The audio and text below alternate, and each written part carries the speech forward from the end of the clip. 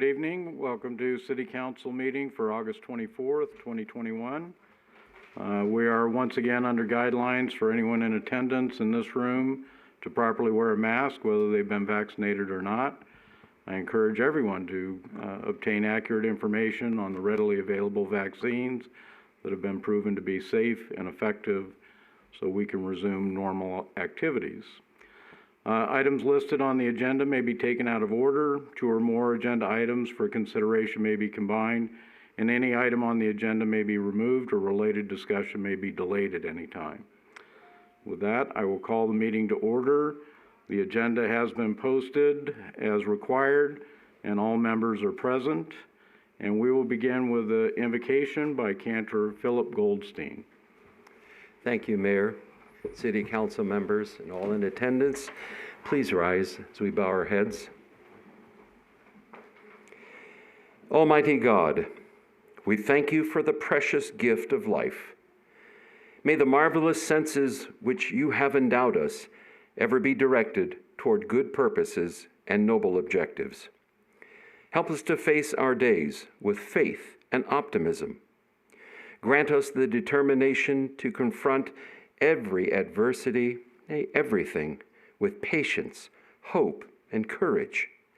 Inspire us to utilize our talents for the improvement of our community in which we live. Above all, to our own selves, let us ever be true. May honest convictions and sound moral judgment govern our actions. Fortify us in resisting the pattern of easy conformity. In moments of doubt, strengthen us in our convictions. In hours of gloom, illumine our paths. In adversity and frustration, gird us with patience. Grant us strength of body and mind and health. Enable us to face the challenge of forthright living with faith and courage. Teach us to know that in the measure in which we give, do we receive. Above all, imbue us with the wisdom to count our blessings, and let us say, Amen. Amen. Thank you, Cantor. We'll now have the Pledge of Allegiance. I pledge allegiance to the flag of the United States of America, and to the republic for which it stands, one nation, under God, indivisible, with liberty and justice for all.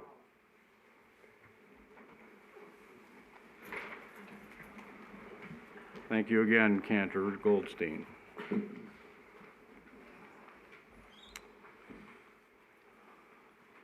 Madam City Clerk, are there any public announcements this evening? No announcements. Thank you. We'll begin then with our first public comment period. As stated in the posted agenda for this meeting, public comment may have been submitted via written comments. We will also have the phone line available for those wishing to call in. Public comment during this initial period is limited to matters on the agenda. Each person wishing to speak during public comment periods will have up to 5 minutes to speak. As always, we ask you to be civil and concise. Is there anyone here wishing to speak in public comment? Ms. DeShane, please come forward.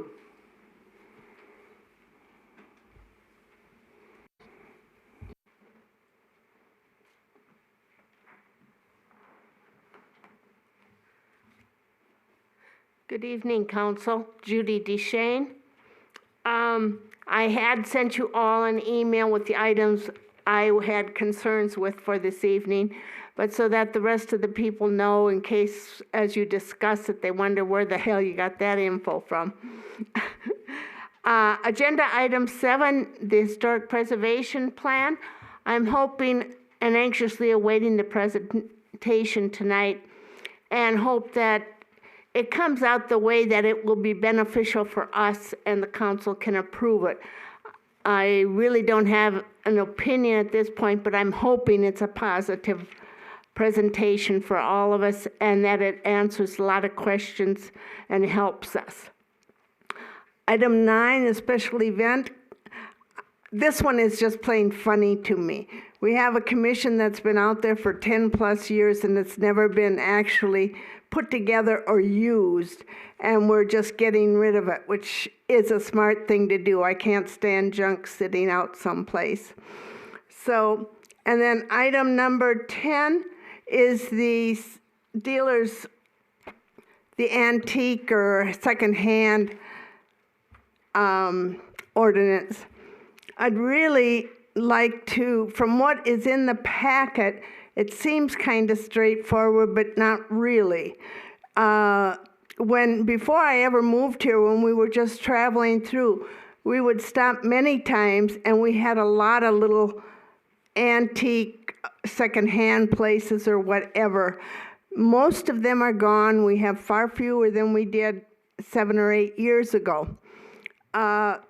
But I would like to make sure this does not do anything to hamper the business, and maybe just make everything secondhand, because there is no store any place that can survive as just being an antique dealer, because there just isn't. And we have stopped at some really big ones all across the country, in Iowa, New Mexico, Texas, all over. And you never see one that just deals in antiques and collectibles. They have all kinds of stuff, new items and actual secondhand things like toasters of a certain color, which really, they aren't really a collectible item as such, but they're unique for some people that like that. So I would caution you on what you adopt on this plan. Item number 11, the Boulder City Gun and Rifle Club. That is a great little place. If you've never been out there, I urge you to go try it. They do a marvelous job with just their volunteers at upgrading and keeping it a nice place. I've been out there a number of times, and it's always very well run, very neat. They always have safety first as their primary. And we did recently have one of our residents who wasn't a swimmer, she was a shooter, and she made it to the Olympics. Whether or not you win a gold isn't the thing. It's been good enough to even get there. So I think we need to keep that for future generations. The noise ordinance, I don't really have a problem with it, but I do think we should start it at 6 o'clock in the morning during the summer months, only because the people that work outside, landscapers, roofers, painters, things like that, those people usually try to start early so that they're out of the heat. They quit at, say, 2 o'clock or so to go back to their shops and do things indoors, because it's a long day if you're out in that heat all that time. So I think starting 1 hour earlier, and even in residential areas, I can't see where that's going to be a real burden on any residents if it's somebody that's working in a residential area. And then item 13A and B. The most interesting thing about this was the letter from the attorney and the fact that the mayor and prior council had never been notified of this opioid, I can never pronounce it right, opioid litigation. So I found that interesting, and that the mayor, the prior mayor, Mayor Woodbury, didn't know anything about it until basically you guys were notified now. So I think you guys made a good decision in terminating the last city attorney and city manager. Thank you. I think my time's up. You got the clock working. Good. Thank you. Anyone else wishing to speak in public comment? All right, looks like no one else in the council chambers.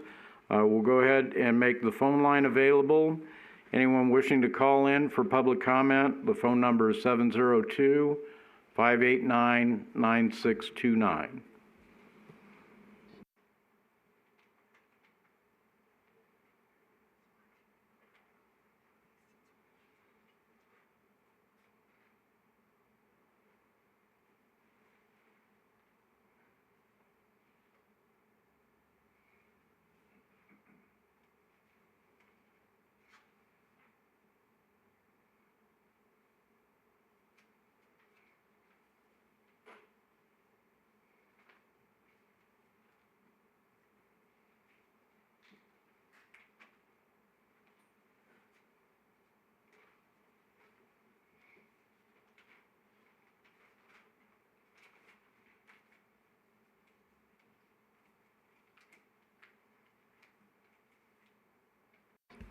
Again, this is the initial public comment period. Anyone wishing to call in, the phone number is 702-589-9629.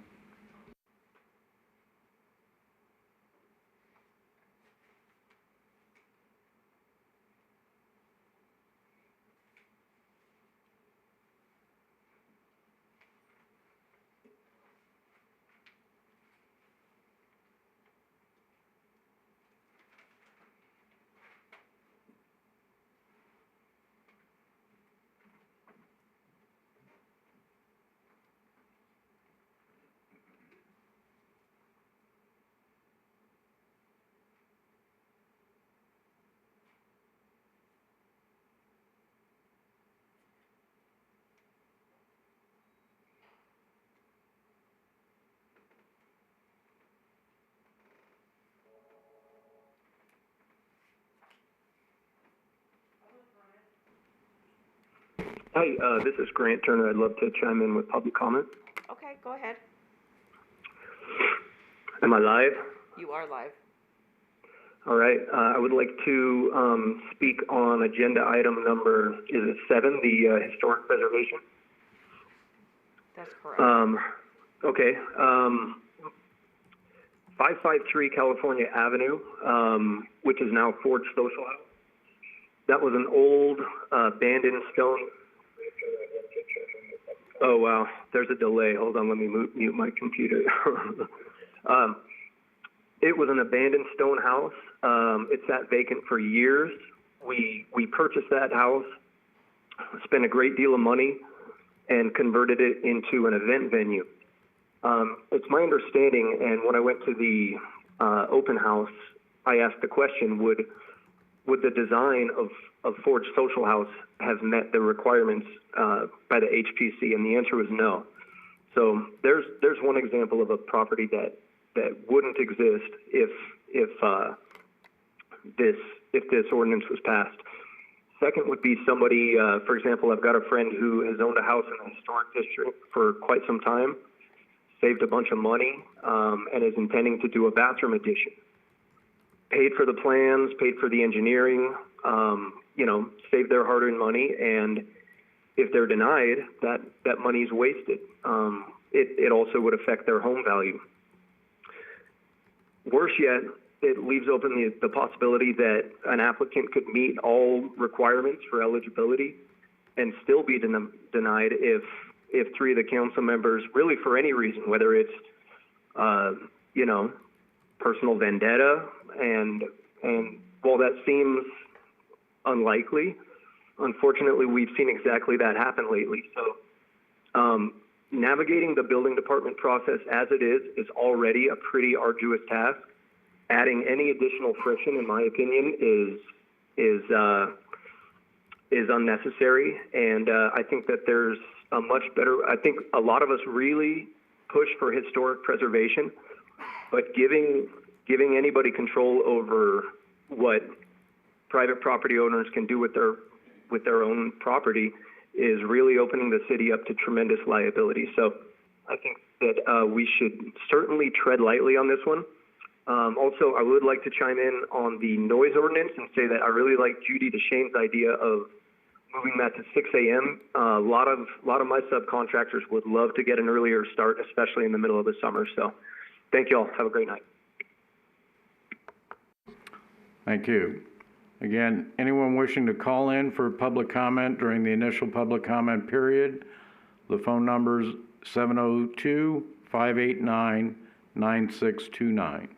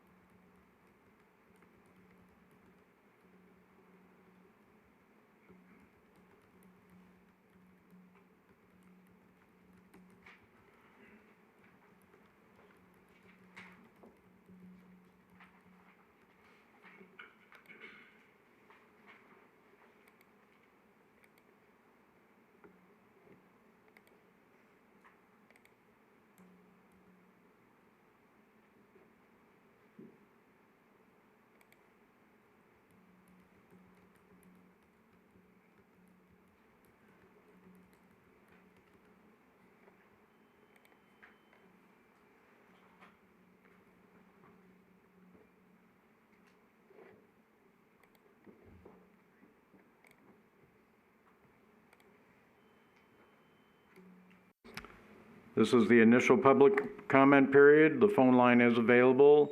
Anyone wishing to call in, the number is 702-589-9629.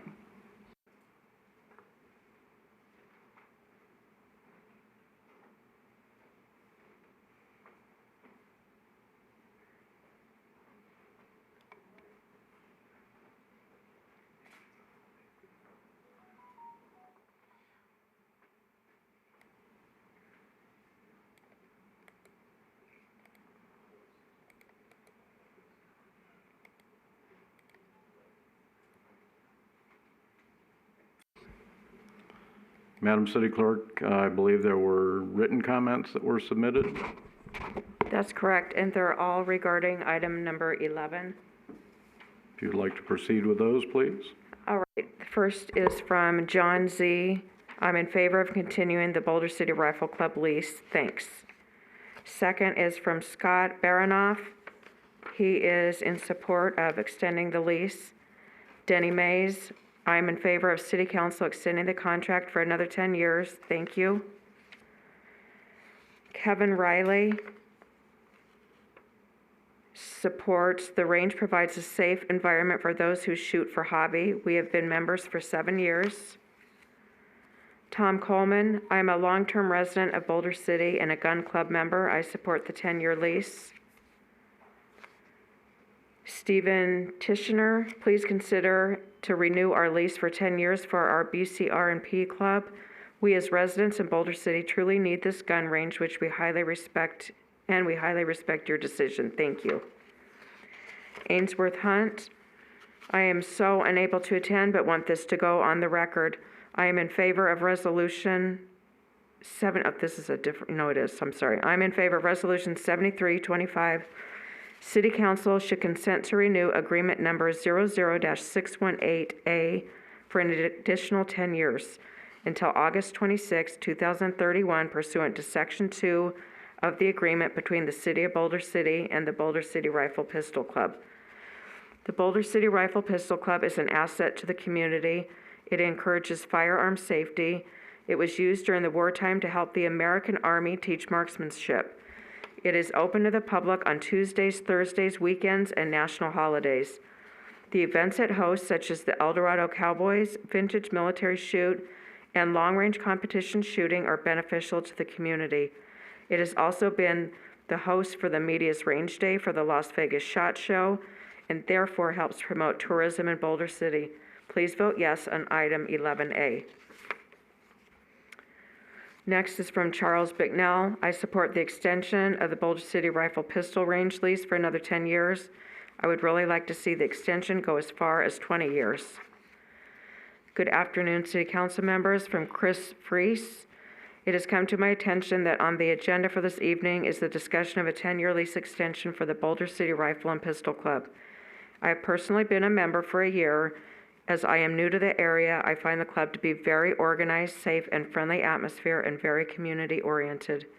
It is my hope that the lease extension will be accepted by the council for future use by the public and members alike to participate in the sport of target shooting and archery and to continue to teach the young generations the proper safety procedures when participating in their chosen activity.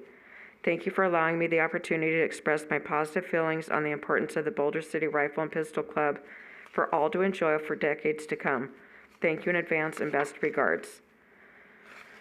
The next is from Don Taishanen.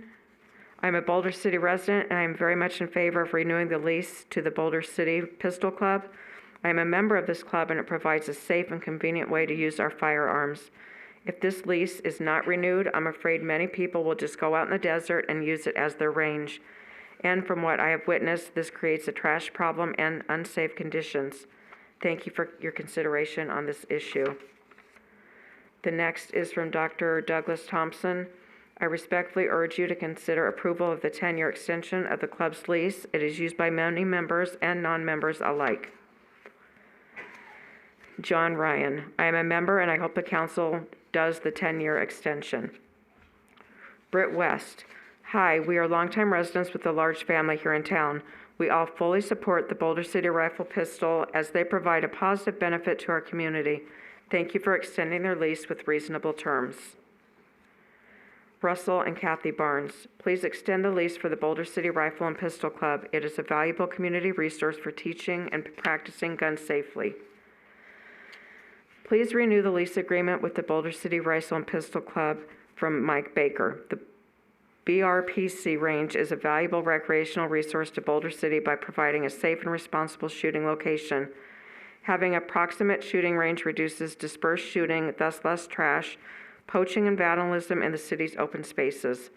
On the fiscal side, users from outside Boulder City use the range and patronage Boulder City hotels and restaurants. Much like Bootleg Canyon, Boulder City Golf Courses, Boulder City Art in the Park, the BRPC range is a community asset that should be coveted. Thank you for your time. David Kozlowski, I'm a resident of Boulder City and member of the community as well as the Boulder Rifle Pistol Club. I implore you to renew this lease. It's a fine organization. David Linderman, I support the Boulder Rifle and Pistol Club renewing their lease. Have a safe and convenient range in Boulder City adds value to Boulder City. Jerry Hibbard, I am a part-time resident of Boulder City and a member of the club. I am not there now, but want to express my support of the 10-year renewal of the lease. Shirley Lopin, hi, my name is Shirley Lopin and my husband is Larry Lopin, and we both have been members of the BRPC for years. We both support the new 10-year lease as this club and the shooting range gives the people a nice and safe place to bring their families to practice shooting, as well as it offers instruction for safe shooting, as well as instruction for obtaining a concealed carry permit. Please allow the new lease to be signed. Next is from Jean in Vegas. As a military veteran and a retired Las Vegas Metropolitan Police Department police officer, I ask that you grant the Boulder City Range the 10-year option. My son and I have spent many hours of joy as other families in the range. It's a great outdoor activity that I hope will continue in the future. Sincerely, Eugene Engel. This is from John Bronstein. To the clerk and city council, it is my understanding that the Boulder City Council will consider the 10-year lease option on the BRPC range at the Tuesday, August 24th city council meeting. The range is a facility of national quality, hosting a wide variety of shooting sports events, the annual SHOT Show, and training events for those who wish to handle firearms for sporting or defensive purposes. It does all of this while exacting little or no cost to the city. The range dates back to the founding era of Boulder City, and it should be allowed to continue operations not just for an additional 10 years, but indefinitely, so long as it is managed, maintained, and improved as it has been for all these decades. Due to the current COVID-19 situation, I will not attend the council meeting, but do encourage lease renewal. Bruce McCarroll, please approve the 10-year lease for the Boulder Rifle and Pistol Club. I have worked as a volunteer range safety officer and NRA instructor for well over 15 years, now retired. This club is well run by our board of directors, well maintained and safe. Among the many disciplines, we have an excellent youth group for young ones between the ages of 11 and 20 years old. 2 of the young women have progressed to state and national competitions. Thank you. Dennis Cloud. My name is Dennis Cloud, and I live at 823 Pebble Beach in Boulder City. I have been a resident for over 40 years in Boulder City, and I use the Boulder City Rifle Range several times a week. Please extend the 10-year option. Mark Sorensen. Hello, my name is Mark Sorensen, and my family moved to Boulder City in 1974, and our extended family currently resides in 3 single-family residences in Boulder City. 3 generations of the Sorensen family have enjoyed the range and has become a very important part of our lives. The range has features of ease and use that is very rare. It is unique among shooting and now archery facilities. Please renew the lease for this very important part of Boulder City's history and culture. Nate Musliner. I have been a member of the BCRP range for many years, and my immediate family enjoy it very much, teaching self-defense and safety. Please vote for an additional 10 years to our existing lease agreement. Ralph Coons. Renew our lease for the range. It is very important for our diverse community. James C. Douglas. I strongly urge approval of Resolution 7325, renewing the agreement with the Boulder City Rifle and Pistol Club for an additional 10-year period and pursuant to its terms until August 26, 2031. I do so not only as a long-term member of the BCRPC, but who uses the range routinely once a week, weather and other community commitments permitting, but as a member of the community as well. Have a safe and secure facility where people can hone their shooting skills benefits both Boulder City and the entirety of Clark County. Thank you for your time. Donald Green. The Boulder City Rifle and Pistol Gun Club contributes to the Boulder City, Nevada community with revenues that come into the city with visitors to the gun range annually. These visitors additionally utilize the restaurants and stores in Boulder City. Brock Davis. I am writing to ask for the Boulder City Council to continue support for the Boulder City Rifle Pistol Club and approve the lease extension for our historic range. Originally constructed in 1938 by the Army Corps engineers with a 1,000-yard range, it is as historic as the Boulder City building or tradition. As a Boulder City native born here in 1954, I have memories of shooting at the range as an NRA junior shooter and throughout my life. Pulling and marking targets for the shooters on the 1,000-yard range remains a highlight of my memory growing up in Boulder City. BCRPC continues to provide a world-class, safe, comfortable, enjoyable range for juniors and adults to enjoy the shooting sports. Not just for our Boulder City residents, but members and visitors from all over the country, as well as from all over the world. I've had the privilege of working at the SHOT Show Range Day with exhibitors and companies that come to our town from all over the world. I look forward to doing that again. I'm available for any elaboration if needed. Lori Meringue. I have finally become a member after many years of being on a wait list. Now that we are able to go as a member and not as a non-member, I enjoy the perks. Please renew the lease. Chuck Gebhardt.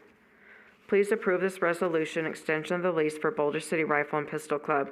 This is a great training facility. Their classes are very popular and professionally done. The education they provide to all ages is invaluable. It is a great family-friendly place to enjoy in our small community. Thank you in advance for continuing to create, maintain, and enhance our community with places such as the BCR and PC.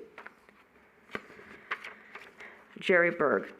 I belong to the Boulder Gun Club since I moved back here 5 years ago. It is a fun, safe place to enjoy the shooting sports.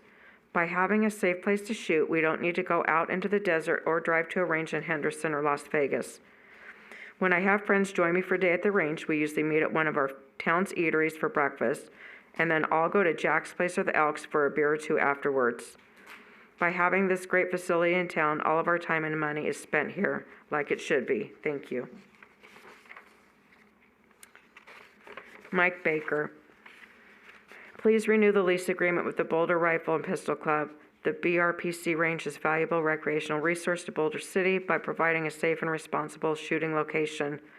Having a proximate shooting range reduces dispersed shooting, thus less trash.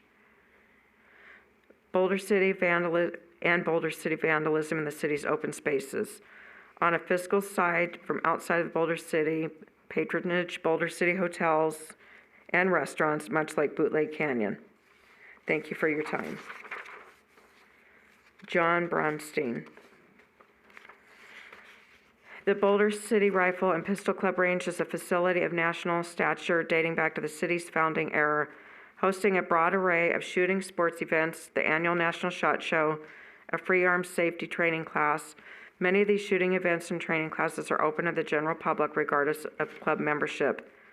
The facility has been and continues to be upgraded and improved year by year throughout its history up to the present day. There should be no question of continuing the city's lease, the land for premier facility, one of many attractions and facilities that make Boulder City a desirable place to visit and live. Yes, on the renewal. And that's all I have. Thank you. With that, we will close the public comment period and move to approval of the regular agenda. Any changes, Madam City Clerk? No changes. Madam City Attorney? No changes. And Mr. City Manager? I have no changes. Thank you. Bring back to council. Any changes for the regular agenda? No changes. Do we have a motion then for approval? I'll make a motion to approve the regular agenda. Second. All those in favor? Aye. Anyone opposed? All right, we'll move to the consent agenda. Again, Madam City Clerk, No changes. Madam City Attorney, No changes. and Mr. City Manager, No changes. and Council. Any changes for the consent agenda? No changes. No. Anyone wishing to make a motion? I move to accept the consent agenda. Do we have a second? I second. All those in favor? Aye. Aye. Anyone opposed? All right, that will bring us to agenda item number 5, recognition and certificate of appreciation to the Danbury Committee members as requested by Councilmember Bridges. Do we have some of those folks in attendance here tonight? Well, we have, don't be shy. Come on up here, we'll hand out your certificates.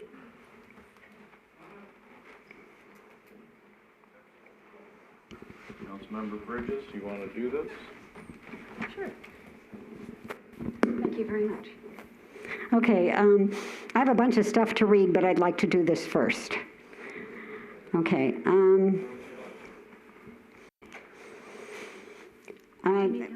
Yes, that would be great. Okay. Thank you. I'm going to do this first and then read what I was going to read. I have certificates of appreciation for those involved with the Danbury Committee. So I'd first like to give one to Barbara Agostini.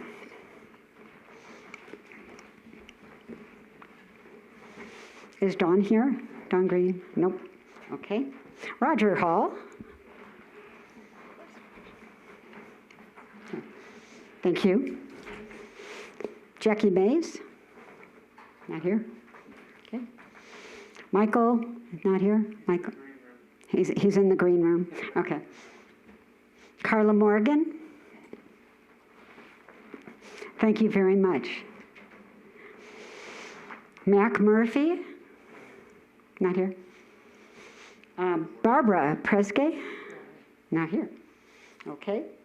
Greg Spinkling. Oops. Thank you, Greg. Jennifer Spinkling. Here you go, thank you. Cheryl Waits is not here. Craig Norton. Barry Lagan. Yes. Here you go, thank you very much. Jennifer Zischke. Not here. Jill Lagan, not here. Oops. Tim Kelly? Nope. Adam Fridella? Thank you. Nick Ariati? Not here. Okay. I'm missing 2. Marcy Gibson? And Tracy Hall. I think. Oh, you know what? Oh, you've got Tracy Hall. Do we have one for Marcy? Does anybody have 2? Mercy, I got yours. Oh. Well, thank you. You did perfect. Thank you all. And now I'm going to read what I've written and also about some others who are participating in this. Okay. I could do it from here.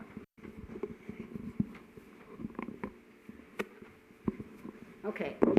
First, I wanted to mention that it was the largest public 2-day event planned, coordinated, and implemented by a volunteer committee in collaboration with the City of Boulder City to be held in Boulder City since 2019 and was extremely well organized and well attended. I would also like to thank all of the city departments that supported the endeavor and helped create a safe and wonderful celebration of the 4th of July. Danbury has partnered with the City of Boulder City for the past 25 years to help facilitate the event. The Parks and Rec Department helped organize fun and games for children and adults, as well as organize secure spots at the park for tents and pop-ups. The Public Works Streets Department is responsible for blocking off the street for the parade and the deployment of street signs and barricades at both parks. The Public Works Electrical Division provides power boxes at Bicentennial Park, Broadbent Park, and Veterans Memorial Park. They also secure the large generator needed to power the large number of vendors and stage areas at Veterans Memorial Park. The Boulder City Police Department provides security and traffic control for the parade and both park venues. The Fire Department provides emergency medical services, supervises the setup and fireworks show, inspects food vendors, including large tent structures and generators in the park. There is a collaborative effort between the City of Boulder City and the volunteers of the Danbury Committee to make the patriotic 4th of July event a huge success. Thank you very much, all of you. And I do have one more thing I wanted to say. I would be remiss, however, not to mention the success the Chamber of Commerce Spring Jamboree held that kicked off our new season of special events. Thank them too. And again, thanks to all of you. Danbury's always been one of my favorite holidays here in Boulder City, and certainly great to be able to have it this year. And it certainly wouldn't happen without all the volunteers that give so much of their time to it. So thank you all. Thank you, Councilmember Bridges. Thank you. All right, we'll move to item number 6 then for possible action matters pertaining to the 2021 private activity bond volume cap. We have a presentation by the Nevada Rural Housing Authority. Madam City Clerk is getting someone on the line from the NRHA.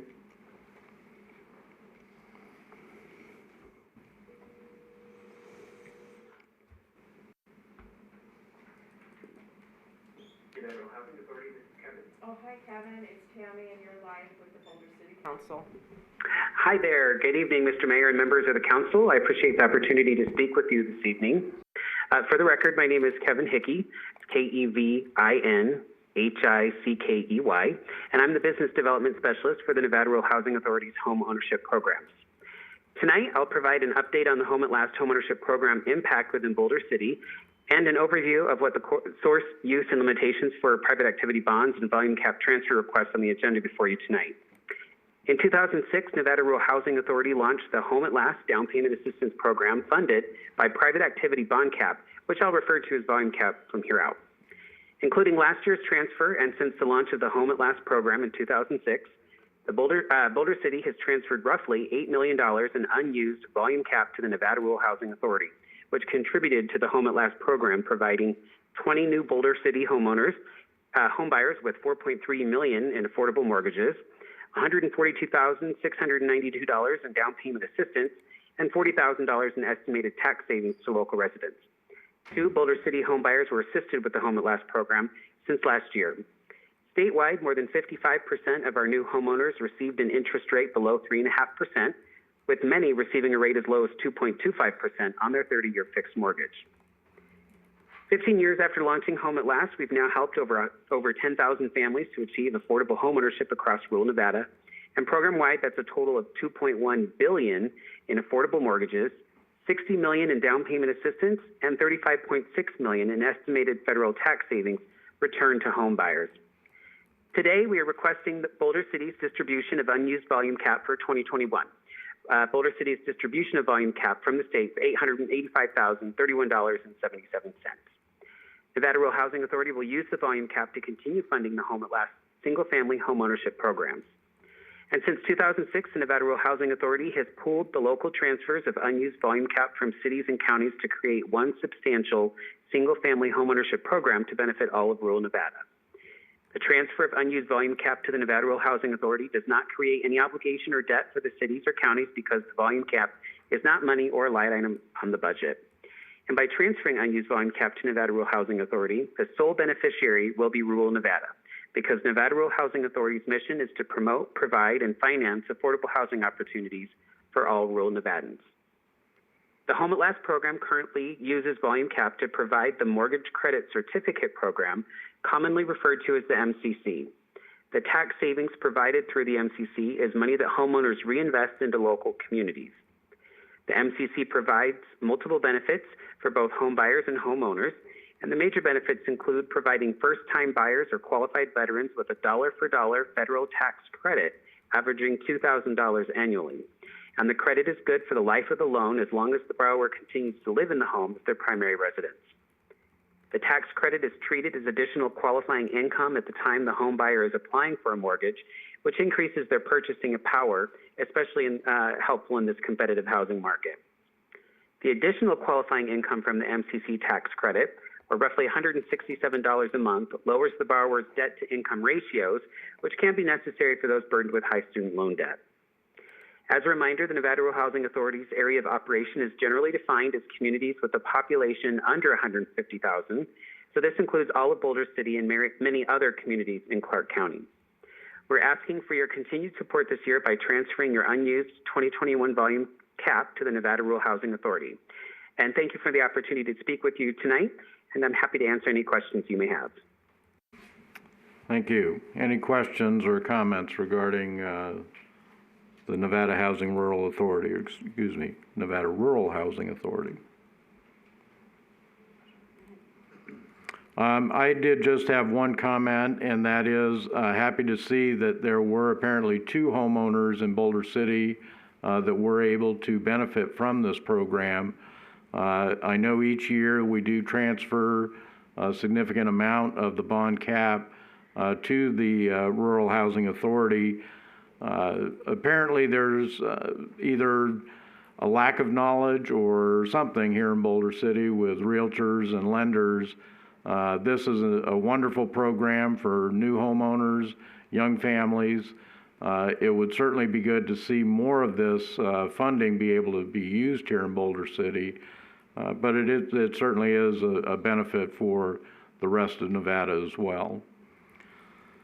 Any other questions or comments? I will make a motion then for approval of Resolution 7322. Second. All those in favor? Aye. Aye. Anyone opposed?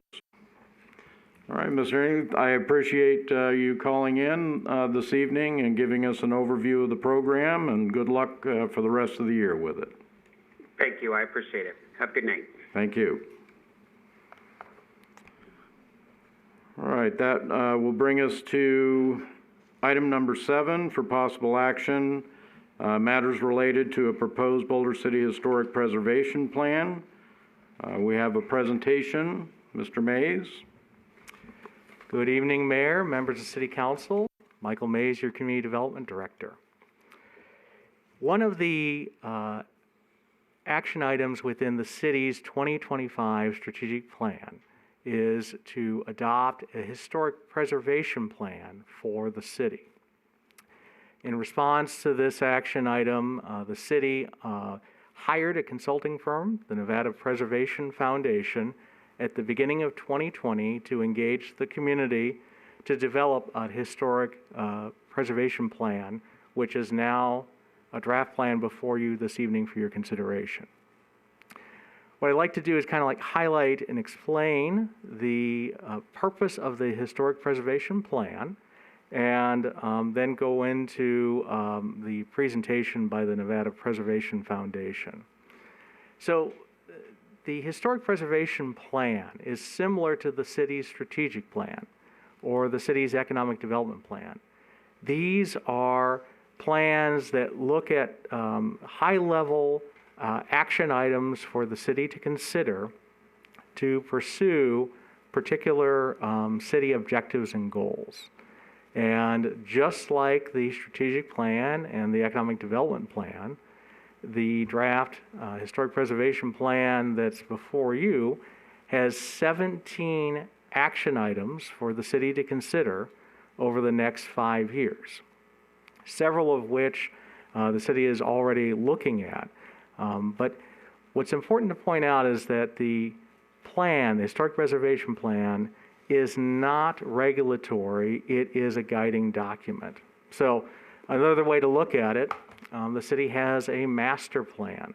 The master plan is a guiding document that talks about future growth within the community, but it's the zoning ordinance which regulates growth activities and development within the community. And so this is a guiding document. The Nevada Preservation Foundation, through 2 outreach efforts in 2020, engaged our citizens, and they'll explain that further in their presentation to you, to get citizen thoughts on what should be historic preservation priorities for the community. So after the Nevada Preservation Foundation's presentation, City Council has several options you could consider. There is a resolution before you if you are interested in adopting the Historic Preservation Plan. You could also amend the plan that's before you this evening, or you could provide direction to city staff to follow up with additional information or answers to additional questions. That's the council's choice. And so what I'll do is I'll turn it over to the Nevada Preservation Foundation. They are going to be presenting to you via Zoom, and then it's an opportunity for the council to ask questions. Mariana Ruiz and Cynthia Emmerman are with the Nevada Preservation Foundation and will be on the screen here momentarily. Thank you. Welcome. I know we can see you. Hopefully you can hear us. I can hear you. Cynthia? Yes, I can hear Yeah. everything just fine. Perfect. We can't see you, but we can hear you, and I'm sharing my screen. Let me know if that's visible to you. Yes, it is. Perfect. So thank you, Michael. My name is Mariana Ruiz. I'm the Director of Preservation Services for the Nevada Preservation Foundation. We have a quick presentation we'd just like to give on an overview of the plan. So I'm gonna go ahead and start here. Our outreach methods started in March of 2020 when we conducted a small community workshop. Approximately 50 Boulder City residents joined that workshop, and we were able to disperse people into small groups and sort of touch upon different topics in relation to historic preservation.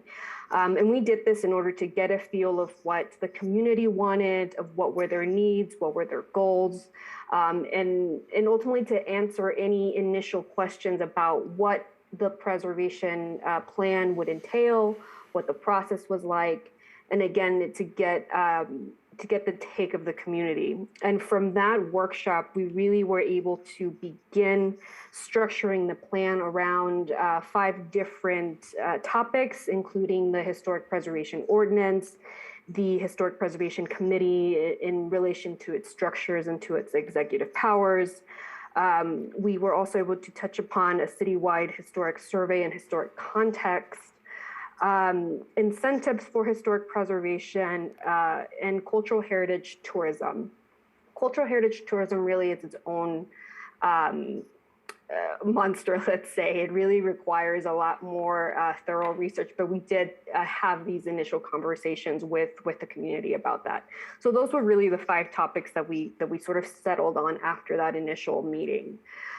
We came back in the fall. Unfortunately, COVID took a toll on everyone. So unfortunately, we couldn't have any more in-person meetings. We had to switch over to an online platform. And we came back in the fall of 2020 with a video presentation and an online survey based on the archival research that we've done. We've reviewed previous reports and studies that Boulder City provided us. So based on that archival research, based on what we discussed in the March 2020 community workshop, we developed a video presentation of the basically the outline, the bones of what this preservation plan was going to look like. We developed rough recommendations based on the workshop, and we presented them through the Boulder City's TV channel and the YouTube channel. We did utilize the utility mailer that goes out to all the citizens in order to reach out to the community about the video presentation, and we did receive 169 responses via SurveyMonkey, which was an online platform to conduct a survey. So once we reviewed that data and that those recommendations, that feedback from the community, we really were able to now sort of narrow down our recommendations and focus on the research, the writing, and the analysis in order to compile a plan that would benefit not just the community, but also benefit the Historic Preservation Commission and your initiatives moving forward. This is an example of some of the online questions that were provided. Here we have good historic preservation means telling sometimes, you know, an owner what to do, and that's in relation to the executive powers, really, of the committee. One of the things that we did touch upon in the plan was talking about what executive powers should the Historic Preservation Committee have, and how to enforce that. How should we enforce the ordinance? So we really wanted to get a feel for what people felt in relation to giving the Historic Preservation Committee some of this executive power. So these are some of the example questions that we got. Again, this is another question in relation to demolition review, whether that should have at least 60 days for a review in terms of any demolition of a historic structure or any structure that's either 50 years old. Again, it's just having a sense of what the community was or felt about some of these some of the objects, some of the initiatives in the ordinances. Again, this is another question pertaining to the Historic Preservation Committee and having the executive power to deny any applications for rehab or remodeling. And another question that was posed was in regards to the Historic Preservation Committee professional experience. That's another topic that we touched upon, whether the community would have liked either a professional experience on the committee, or whether maybe some people were leaning more towards having a consultant on the committee. Again, it's just getting a feel for what the community wanted. And this additional question was in relation to a designation of potential historic resources using a grassroots approach, right? So we're talking about community involvement in designating historic properties, whether it's more of a democratic process in terms of moving forward a nomination, which is currently something that we recommended in the plan, something that is not currently in the ordinance. So this was it's another community involvement in historic preservation. Some of the goals, tasks, and objectives that we've incorporated into the plan, again, we focused a lot on updating the historic preservation ordinance. I think the ordinance is your biggest and your strongest tool in order to guide better historic preservation initiatives. And I'm happy to say that the ad hoc committee that Boulder City instated really is going to take a good amount of this work on, and they've already started to do it. So first and foremost is updating your historic preservation ordinance, your design guidelines, and your compliance. We did get a lot of feedback from the community saying that is one of the biggest that was one of the biggest points of contention. Another point that we talk about in the plan is creating a better review, a better demolition review for historic properties. Again, I think that's also part of the ordinance compliance, and those two go hand in hand. Another big role was the role of the HPC, again, whether the HPC needed to have more of an executive power in enforcing the ordinance. Currently, the HPC can only recommend residents to follow the guidelines, follow the design guidelines. Nothing is really enforced. So really giving that HPC that executive power to enforce the ordinance and be able to be in a better position to save a lot of these historic properties. Again, the designation process that goes hand in hand with the ordinance that is up to the ad hoc committee currently to review and to design. We also touch upon briefly preservation incentives, whether they could be financial incentives, whether they're feasible. So that's going to be, again, down the road. I would say preservation incentives are not something that could be done right away. I mean, it's something definitely to consider. And definitely down the road, we want you to look at your master plan and how the master plan and the preservation plan go hand in hand. And they should talk to each other, and they should work off of each other. We did include an appendix in this plan about the master plan. We basically just gave notes on it, right? How to improve your master plan, how can you incorporate the preservation plan into the master plan. So that's something we definitely recommend, but down the road.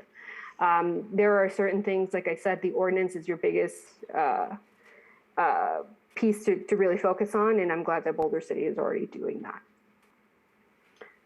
And ultimately, what this preservation plan really, what we wanted it to do is not just help Boulder City preserve its current historic resources, its current historic district, which I know Courtney Mooney, they finished an update to that 1983 Historic Resource Survey.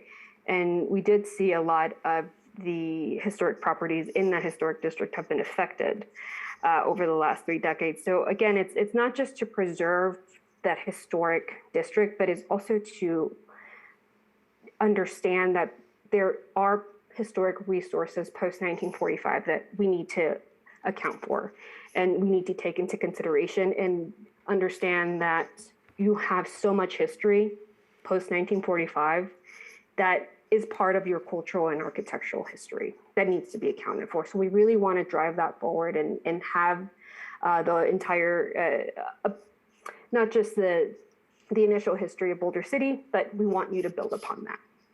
And that's definitely something we want to drive with this plan.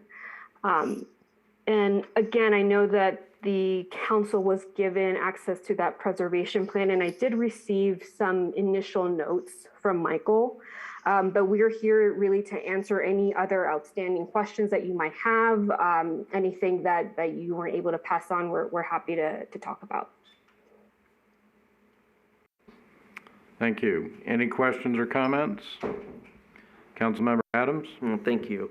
First, I'd like to start by thanking the Nevada Preservation Foundation for all the work they've been doing on this. One of the questions I did have was with regards to some of the questions. It seems, I'm just curious because I see only one response for some of the questions, and I guess I'm not quite sure how I'm supposed to read the graph. Oh yeah, and I know that was brought up. The number that you should be looking at is the average number. That's going to give you the average number of responses. Then you have the total number of people that answered those questions. And I know it's kind of weird because SurveyMonkey kind of gives you that total number, but that's just used to obtain an average. I want you to focus on the average number that they give you, and then the total number of responses. It's kind of odd, and I don't like it. I don't like when they add up the total amounts. But it's just for statistics. It's an average. I understand. I just wanted to make sure I knew what it was that I was looking at. Yeah, I know. I'm sorry, but that's odd and that's awkward. I don't like it. I understand. I do think it's really important.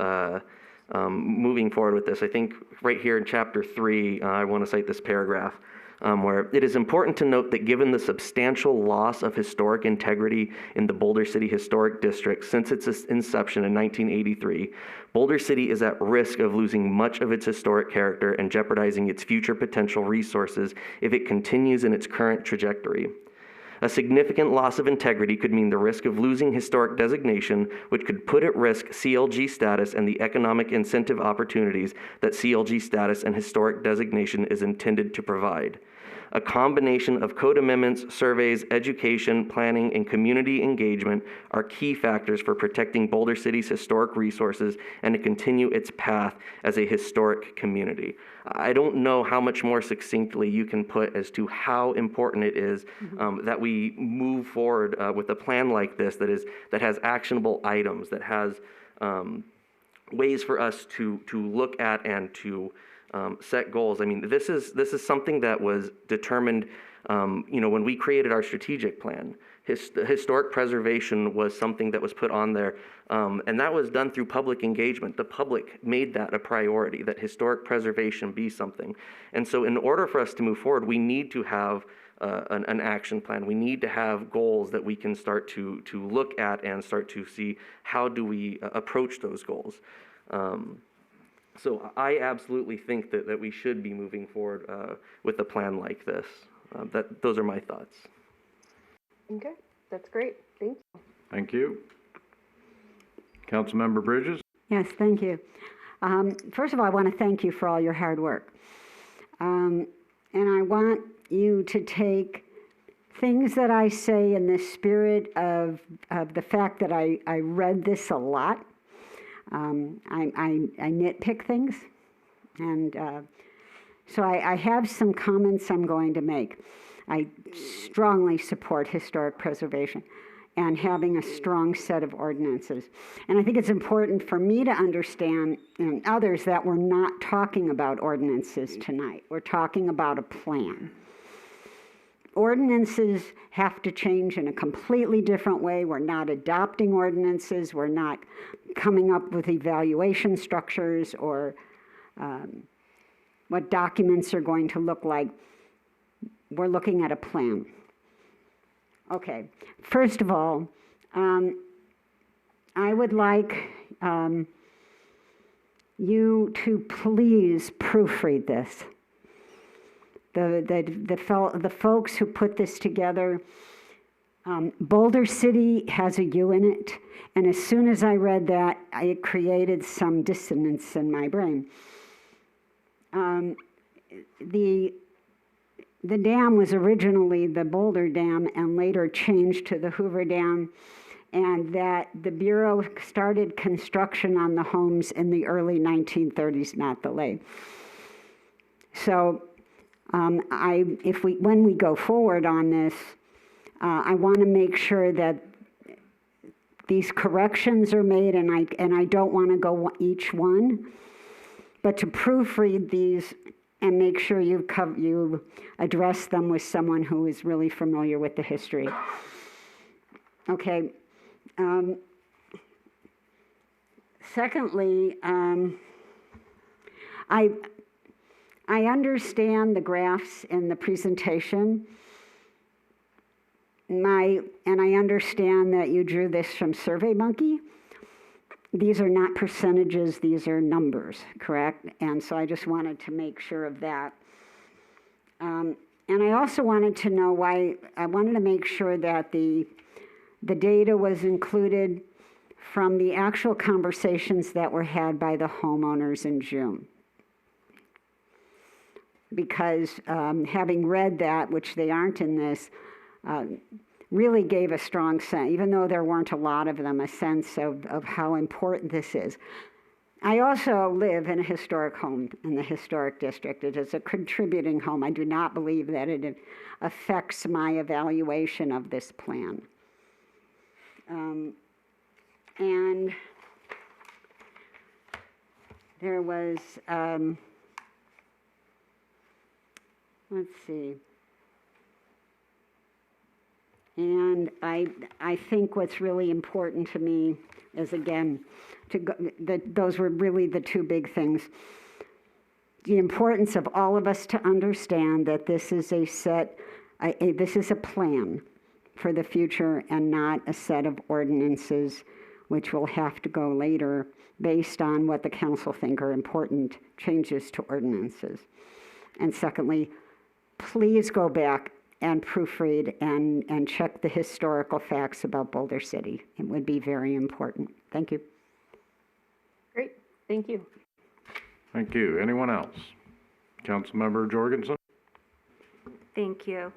In looking at this, I just want to state that I'm so grateful that we're willing and wanting to preserve the history of what makes this city unique. Some of the concerns I have is that this process has taken place during the pandemic, limiting the opportunity for possibly the residents to have a little bit more input, whether it be that they were uncomfortable showing up or didn't have the knowledge.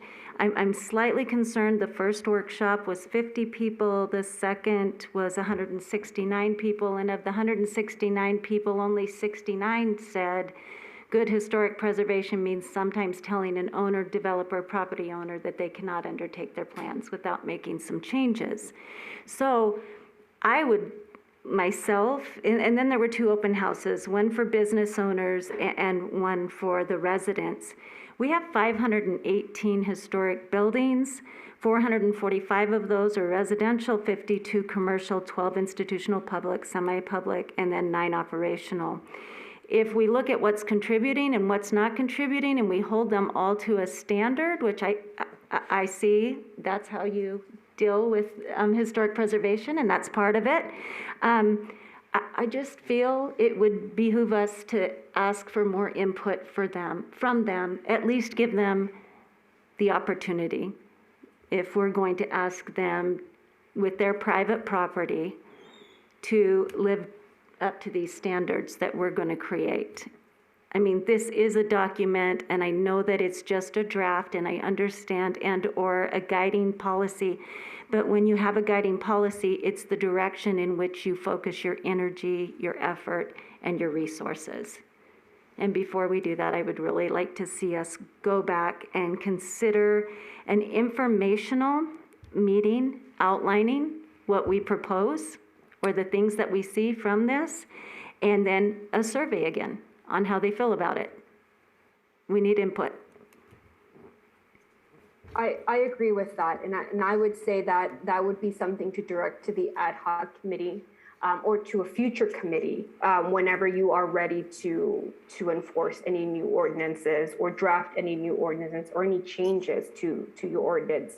And yes, you're right. This is just it's a plan, a guiding principle, but it's not meant to make any definitive changes. So definitely when you are ready to do that, I agree. I agree that we need to reach out to the community again. You need to reach out to the community again to get their take on what those changes will be, because at the local level is where you are all influencing the future of your historic resources. Yes, I agree with that. Thank you. I would like to kind of make a comment on that. You know, having served on the Preservation Committee previously, and then as City Council member and now as mayor, we've been doing surveys about this for years now. The initial nomination for the Historic District was done in 1983. Virtually nothing was done for many years. In 1996, there was a commission formed that came up with a plan. That was partially implemented in 1998. Then things started getting pulled out of that. So rather than moving towards preservation, we started moving away from preservation. And during that period of time, we've seen significant loss of contributing properties within the historic district, to a point where it may actually be threatening the actual ability to nominate this district and keep that nomination, as well as keeping the CLG or certified local government status for Boulder City. So what I would recommend is people go back and look at what's already been done. We've moved to a point, I'm hoping we've moved to a point where we stop the constant, well, we need to ask more questions. There was a previous survey that was done that had close to 800 respondents to it. And overwhelmingly in that particular survey, people were in favor of having restrictions put on demolition of historic properties, of being able to continue what we have, Again, I think if we look at this in the long view, what we see is that we've simply not moved towards preservation in what is defined as preservation in the rest of the country. The ordinance that the ad hoc committee is looking at is a recommendation from the state of Nevada. And it's very similar to what you find in other states. It's very similar to what you find as recommendations from the Secretary of Interior standards, which is what sets historic district designation, are those standards from the Secretary of Interior. So when we talk about, well, we should talk about this some more, we should kick the can around a little bit more, I really think that we need to have people look back at what has been done, look what the people who live in the district who are going to be impacted by this have said over and over again. One other point I want to make is it was mentioned earlier about incentives. That actually exists now. We had placed that in the budget for this fiscal year. We have a program where homeowners in the district, if they are going to do a project and it qualifies as something pertaining to the exterior of the home, and it would be more expensive to go back with similar materials, they can apply for a grant for that difference. So we're offering those incentives. And certainly for the business community, you know, we've set up money for them in our historic district for years now, and we, again, have a resolution that is effective now that will actually do much more for businesses that do try and preserve the historic architecture of the building. So I think we need to look at, we're in a process here that's should be moving forward. And the constant detouring off onto, well, we should wait, we should do this, we should do that. I think people need to look back to 1983 when the nomination was first submitted and what the efforts of the community were, and the fact that none of that has come about in any considerable fashion where we're actually achieving preservation goals, rather than just giving lip service to, well, we really like our history and we like the architecture and all that, but we're not going to do much to preserve it. This is a very substantial effort that's been underway for a couple of years. I compliment Mr. Mays and the work of the Historic Preservation Committee members in working so hard to bring this, not just Boulder City. We're not trying to reinvent the wheel here in Boulder City. We're trying to bring Boulder City into what the rest of the country has been doing for years. So I really appreciate this plan. Sure, there are a couple of things here and there that could be changed. I know the Preservation Committee has made some suggestions, but overall I think this is an outstanding plan. It's a roadmap of where we should be proceeding if we're actually serious about doing preservation. And I would highly recommend adoption of the plan. If there are some changes, some edits that need to be made, I'm certain we can do that without too much difficulty. Any other questions or comments? And by the way, Mr. Adams read exactly what I have here in front of me, so I don't know if I should thank you or for stealing my quote here, but I agree with that section, particularly the fact that if we're to continue, we have to get serious about doing this. Anyone else? Yes, I would like to know procedurally, in order to approve the plan, but with changes, but not specific changes, but the historical story and typos and things like that, how would that be addressed? Mr. Mays? The council this evening could make a motion tied to the resolution and attach to certain proposed changes. Obviously, the typos and those types of things will be addressed before final publication. But if there are action items that you're looking to modify or other elements, you could just make that as part of your motion. Okay. Any other questions or comments? Councilmember Bridges, you seem to have some particular items that you'd like to see changed? If you'd like to make a motion with those amendments? Yes, I'd like to make a motion to accept resolution number 7323 with revisions, appropriate revisions made to the purpose and methodology sections, historic preservation planning in Boulder City, going back and reviewing our story and making sure the information is correct. I would also like to, there's a piece about the old hospital. I'd like to leave out names and just put that it was purchased twice. First by people who wanted to turn it into another kind of hospital or church, and then it was purchased by another developer and subject to demolition. So those are, I would like to have those changes made in the story, but not in the structure. I'll second. All those in favor? Councilmember Adams? I just would, curious if there would be interest in the amendment. I think it's, I think it is important when we're talking about the history that we're not removing pieces of history from this. And so I think when we talk about the history of the hospital, I think it's important that we say, who these buyers were, that it was a wellness center, that it was, I think it's important. And I think by removing that story, when we're talking about historic preservation, I just would be curious if you'd be willing to amend that to have that remain in the language. Okay, I think I would be okay with his name remaining, but it's also got to include the story of who bought it from the wellness center, and that they were denied parking variances and had other problems, and then it was sold again.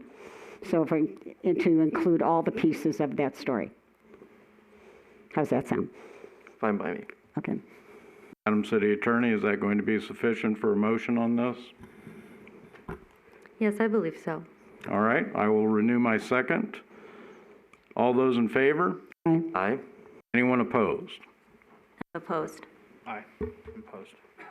Okay, so we have 3 yeas and 2 nays. Nays being council members Fox and Jorgensen. And again, much thanks to the Nevada Preservation Foundation for the work that they've put into this, the Preservation Committee for all the efforts they have, Mr. Mays, you, City Planner Susan Danielowitz. Again, this has been a long process, and I think this is a big step forward in it. Thank you. Thank you, everyone.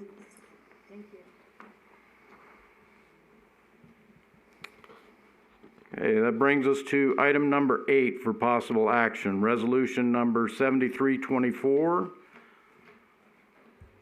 Chief Shea, this is acceptance of a grant award for the Joining Forces campaign. Good evening, council staff. Yes, this is the annual renewal of the Joining Forces grant. It is a statewide program run under the Department of Public Safety, and it's used to bring in officers, troopers, deputies throughout the state to work on targeted traffic issues such as speeding, drunk driving, distracted driving, seatbelt enforcement, and pedestrian collisions. The idea is to put enforcement out, education, and to limit as many of these events as we possibly can. It's a nationwide program. It's called different names in different states. It's federal dollars that pass through the states. They have to target certain events, and then all this data is collected. The events are pre-selected. The dates are selected through a organizing group, a management group. And so it's not just we decide we're going to go out on Tuesday and do something.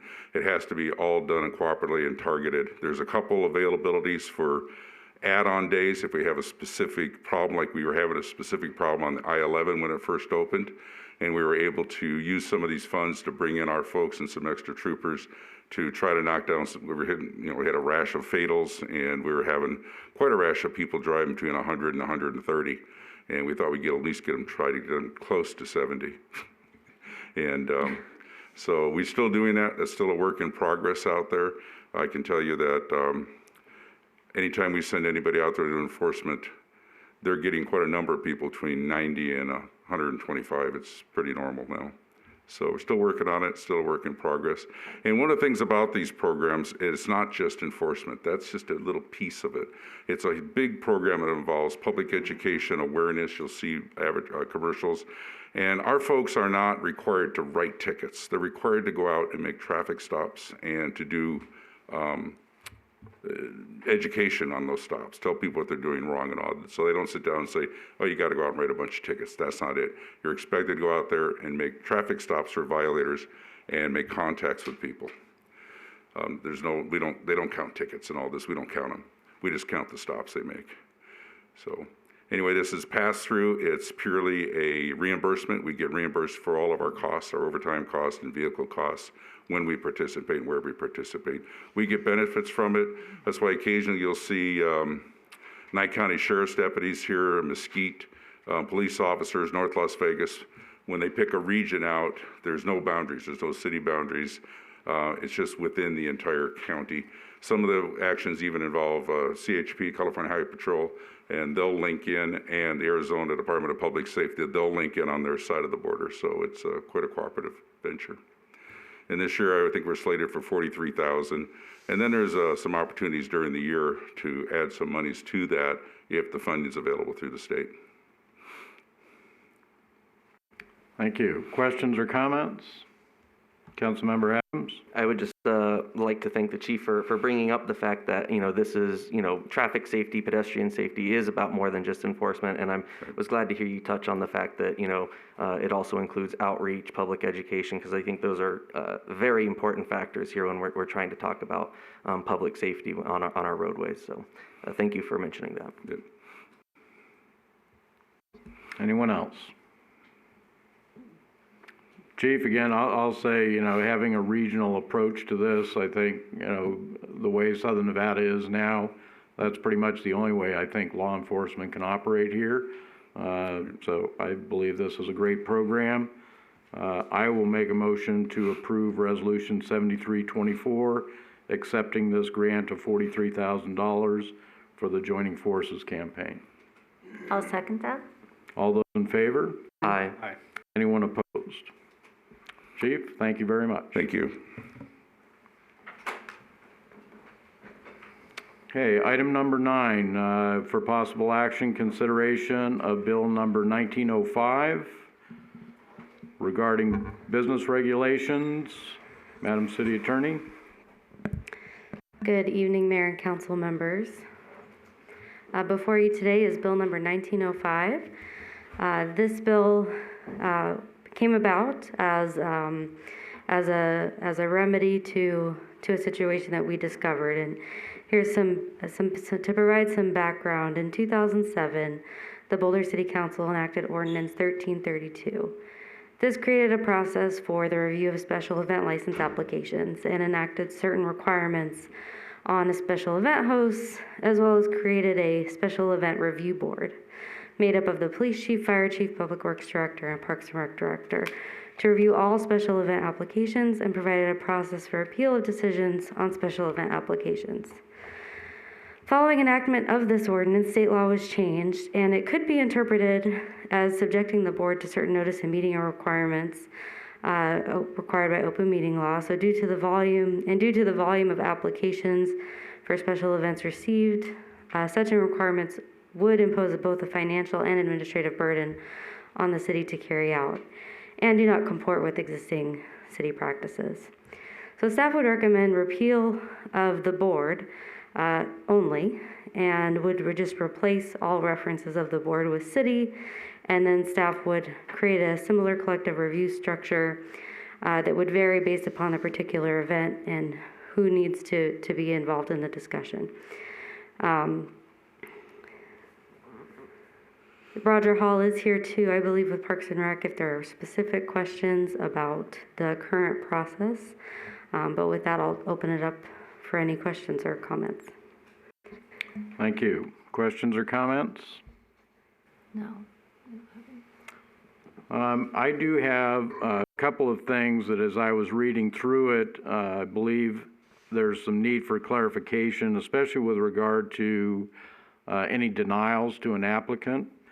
And I would suggest amending the language in number 1, any applicant who has been denied may appeal such denial to the city manager by filing a written notice. The wording currently just says notice.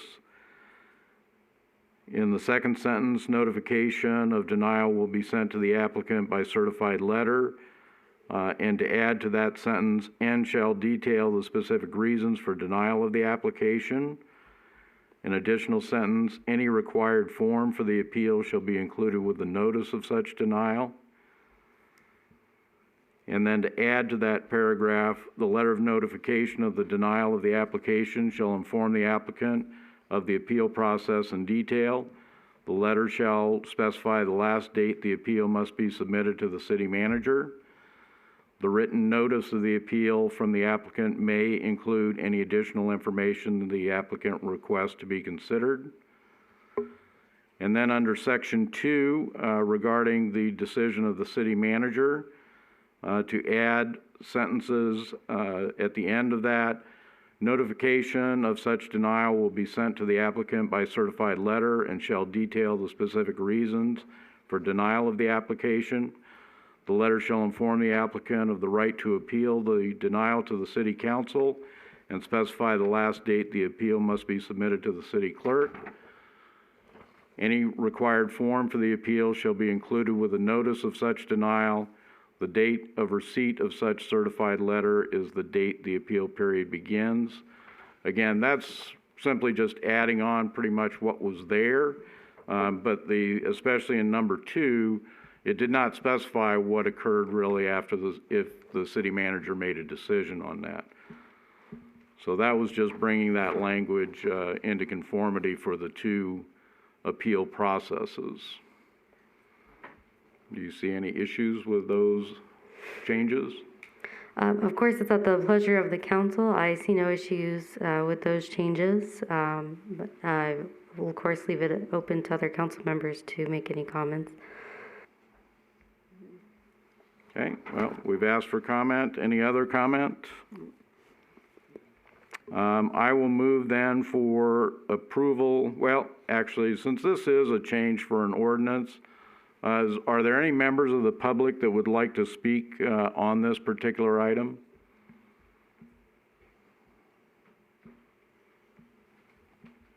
All right, seeing no one then, I will make the motion to approve Bill number 1905 with the amendments that I stated earlier. Second. All those in favor? Aye. Aye. Anyone opposed? Thank you, Madam City Attorney. And it looks like you're still up for item number 10, matters related to Bill number 1906.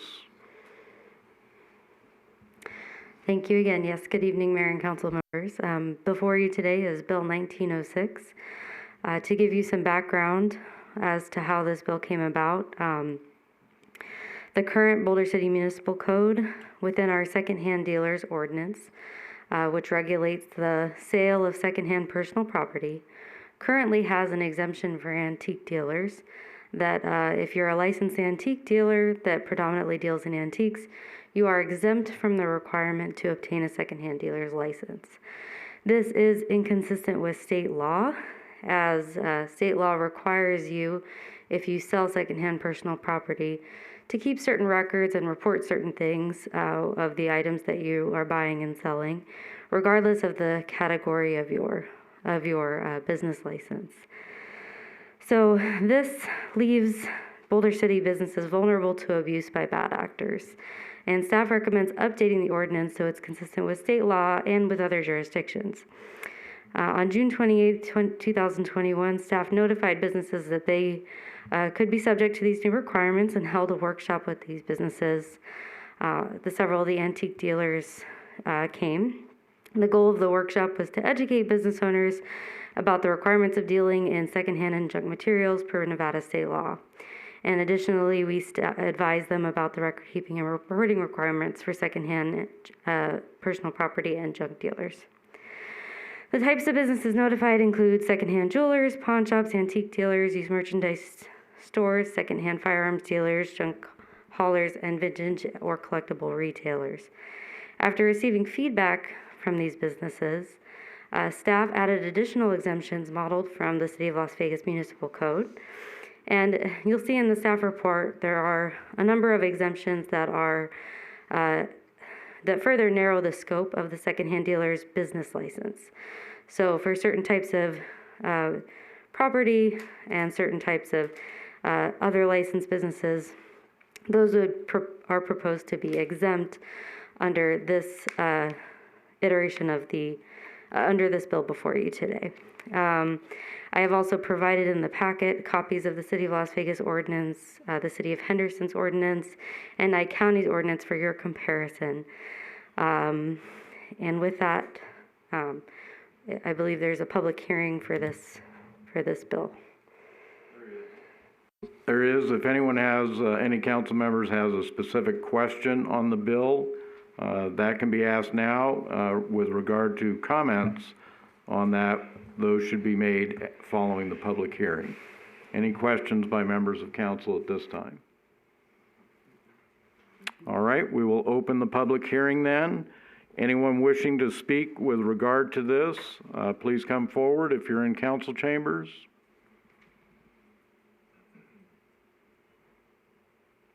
Ms. DeShane?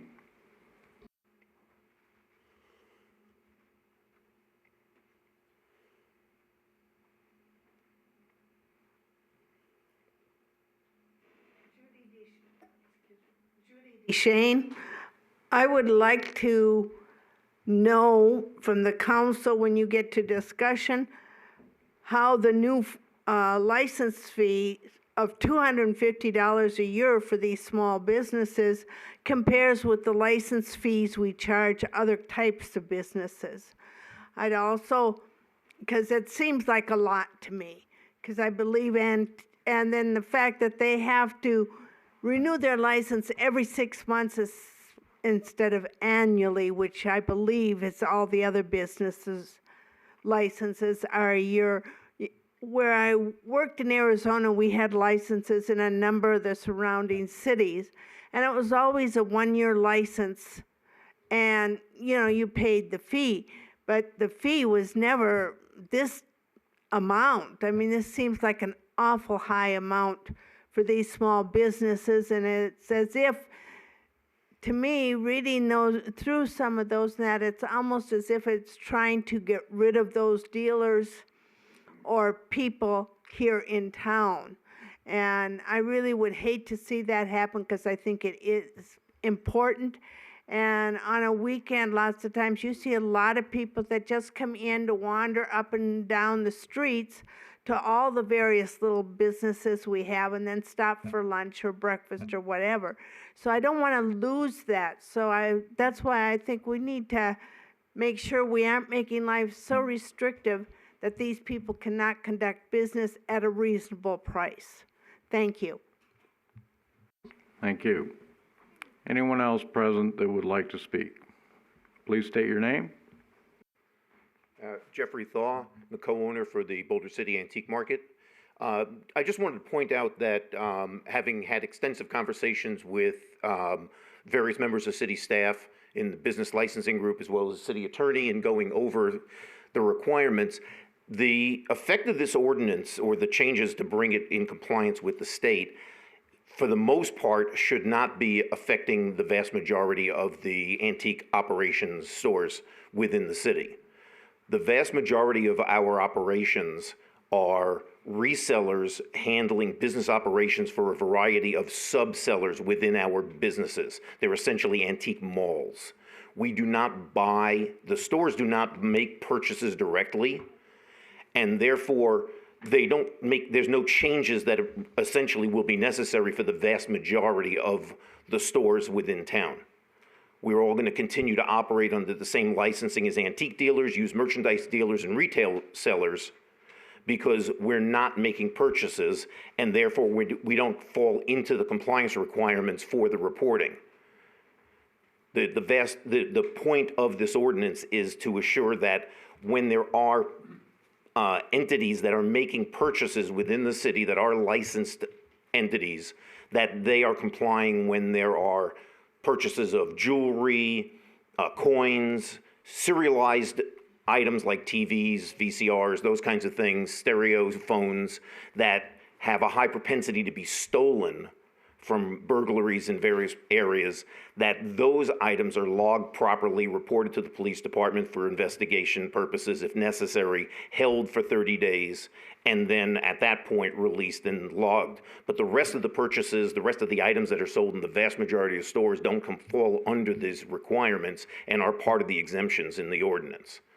So having had discussions with a number of the other dealers, essentially everyone, for the most part, everyone is in favor of the changes that have been proposed by the city attorney's office to bring the city into compliance. Thank you. Thank you. Anyone else present that would like to speak? All right, if this is a public hearing, so if there is anyone who would like to call in, the number to call in is 702-589-9629.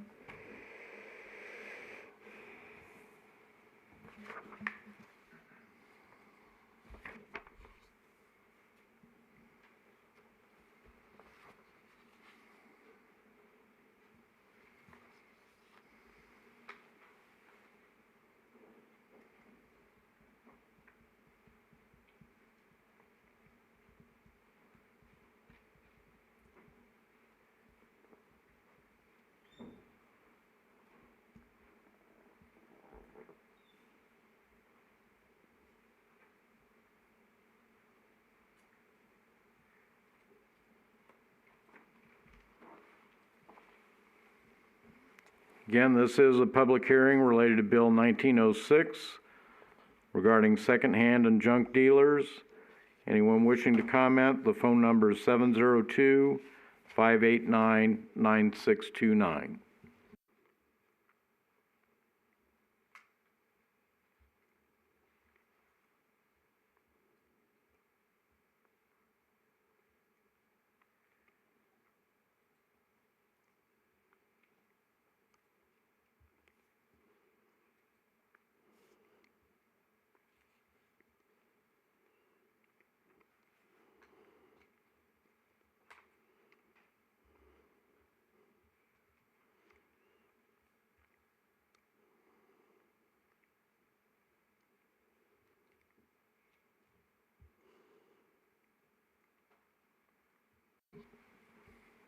Madam City Clerk, were there any written comments submitted prior to the meeting for this item? No comments. Thank you.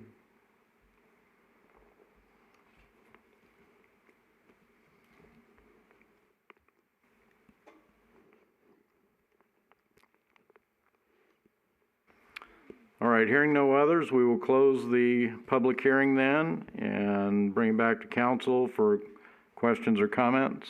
Councilmember Bridges? Yeah, I just wanted to thank our city attorney for her incredible scrupulous work on this entire process of going out to the communities and seeing what this process should look like and getting feedback from the businesses and understanding their concerns and specifically addressing the exclusions and understanding what it is that we are trying to prevent. So that's all I wanted to make sure I thanked you for the work. Thank you. Anyone else? Councilmember Adams? Yeah, I guess I will echo that sentiment. I think the public comment that we heard is also a testament to the work that city staff did to make sure that we were sensitive to the businesses that could be impacted by this. It's not too often that you hear them come up and say, we're in favor of this, that we're in support of this.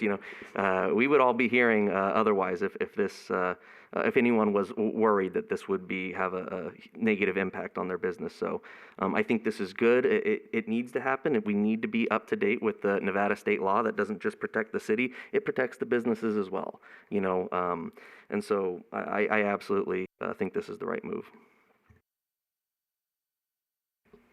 Thank you. I would just like to follow up on the question during public comment regarding the fees.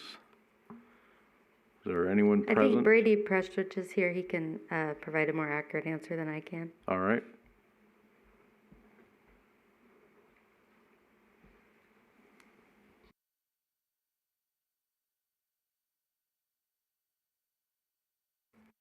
Good evening. Brady Prestwich, Boulder City Business License Officer. In regards to the question regarding the fees for the license, the way license applications are processed here in Boulder City is the fees are based on information provided by the applicant, basically how big the business is and different aspects of the business. And those fees that are charged are related to those answers on those applications. There is no set $250 fee for this license type. That would be based on the application, the size of the business, and other factors within the business license application. And we do renew those annually. We don't renew semi-annually. Question also, with this type of license, going through it, I don't know if it's done, but certainly the applicant has to attest regarding their criminal background, for instance. Plus, there are requirements that they submit records daily on any items they may purchase. I'm assuming that part of the reason for the fees being charged is to cover the cost of doing that work as well. Is that correct? Correct, yes. So part of this secondhand dealer's application includes a section for a background investigation and approval from the chief of police for that applicant to be approved before we issue that license. So yes, that would include part of the fees for that license. Thank you. Any questions for Mr. Prestwich? Thank you, sir. Thank you. Any other questions or comments regarding this? Anyone wishing to make a motion then regarding Bill number 1906? Yes, I'd like to make a motion to accept Bill number 1906. I'll second. All those in favor? Aye. Aye. Anyone opposed? All right, thank you, Madam City Attorney. We'll move now to item number 11. Mr. Mayor, before you move on, can I just note that bill numbers 1905 and 1906 will be known as ordinance number 1669 and 1670 respectively, both effective September 16th, 2021. Thank you. Item number 11, matters pertaining to the Boulder City Rifle and Pistol Club lease agreement. Mr. Armentrout. Thank you, Mayor. I'm Brock Armentrout, your contracts and real estate manager. Resolution 7325 is to give consent to the request by the Rifle and Pistol Club's request to extend their lease by 10 years as provided under Section 2 of the existing lease agreement. They have been in operation with the Boulder City lease since 1961, and as we heard during public comment at the beginning, it's been around since 1938. The city has renewed their lease in 1961, 1981, 1991, 2001, and 2011. And this current lease has a provision that allows them to request one option extension for a 10-year period with the consent of the City Council. So that's what they're seeking today. Staff is supportive of their request and is recommending that we do extend the lease by 10 years as permitted by the lease itself. Item B on the agenda is also a discussion of potential future amendments to the lease. As staff reviewed the lease, there are things we would do different and would like to see amended as a future action but not connected with tonight's action. Such things as we would like to see provisions for the responsibility for the prevention and as well as cleanup of any hazardous waste that may be on the property, and any necessary reporting requirements, reports if they have to provide them to ATF and EPA and so on. The city would also like to be receiving those reports. And we'd also like to have an improved indemnification clause within the lease. And of course, there may be other things that the city council would like to also see in the lease if we do proceed with a future amendment at a future date. And regarding that amendment process, if we're to do the approval, if that's the decision tonight, how would that amendment process work for the lease? City Attorney? Yes, should the lease be renewed, should the city consent to the lease being renewed by its very terms this evening, we then move to item B and have that discussion with council.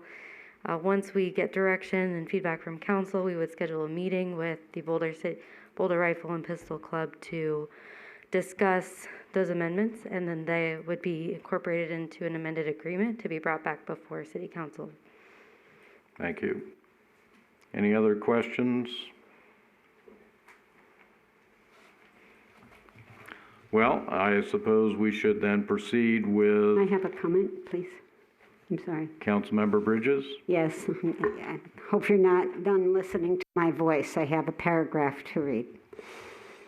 Pursuant to NRS 281A.420, I would like to disclose to my fellow council members and the public that since January 2021, my husband Marty Bridges has served on the Boulder Rifle and Pistol Club Board of Directors and currently serves as its treasurer. This item could confer benefits on the Boulder Rifle and Pistol Club by potentially allowing the club to continue leasing land from the city for an additional 10-year period at a favorable lease rate. Because my spouse has a fiduciary duty to the club's financial interest, I must advise the public of this relationship and disclose that I have a commitment in a private capacity to the interests of my spouse, and that includes his service as treasurer to the Boulder Rifle and Pistol Club.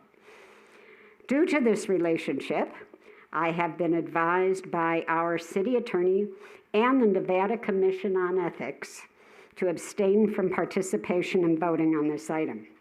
I would also ask the city clerk to be sure that my disclosure and abstention is reflected in the minutes of the meeting.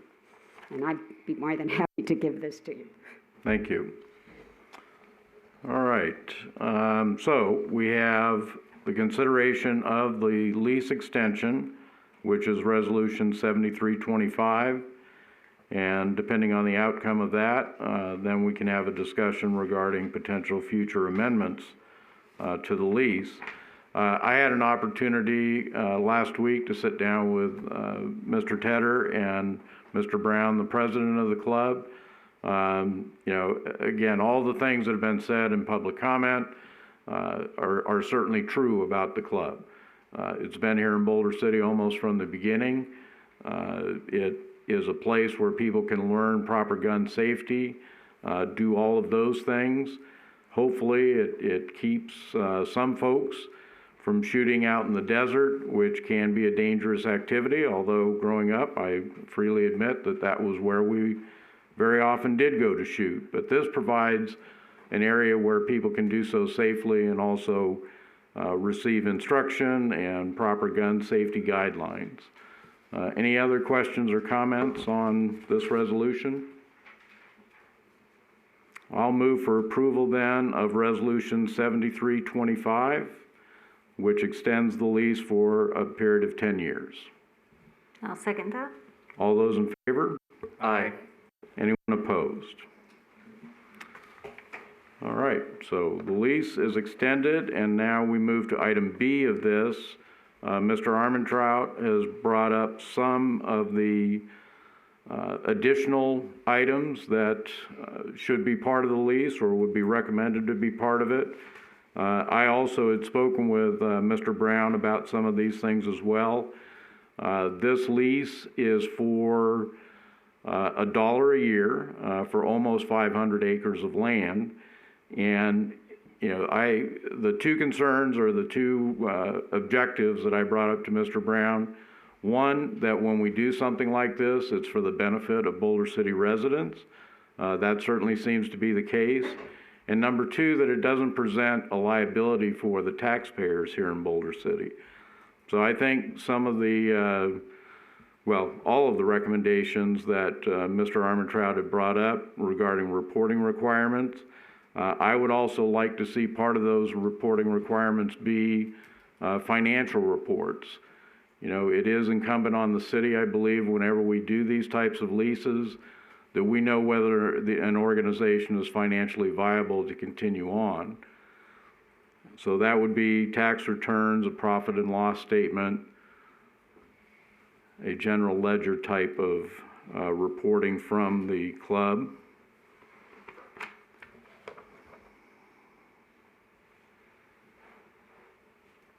There's a question about the fees. Apparently it's written into the lease about what the fees are.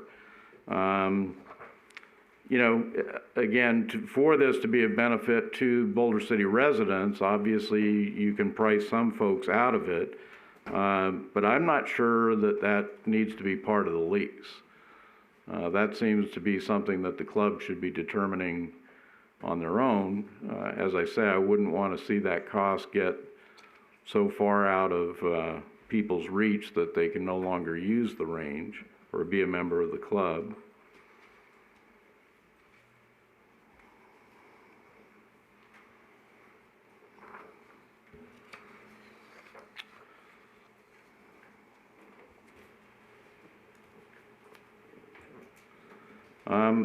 Section 20, quoting it, lessees shall not allow public agency use of the facility without the express written consent of Boulder City. I'm guessing that must be other law enforcement agencies besides Boulder City, because it's in the lease that law enforcement of Boulder City may use the range. So I'm just not sure what that section is intended for, but maybe it could be clarified a little bit. Section 22 referenced some unpermitted structures. This, you know, goes back 10 years. It may be time, you know, if there are unsafe structures out there, that seems to be something that needs to be addressed. And Section 23, again, as I noted earlier, I believe there's, you know, it's in the interest of the city and the club for them to submit financial reports, tax returns, other revenue producing activities at the property. As I had expressed to Mr. Brown, when we do these types of leases, it is for a nonprofit, and the use of the facility should not be where someone comes in and runs a commercial business under this type of lease. So I guess there's still, that might be a little bit of a gray area. I think that might need to be addressed in more detail. Anyone else have suggestions, comments? Councilmember Adams?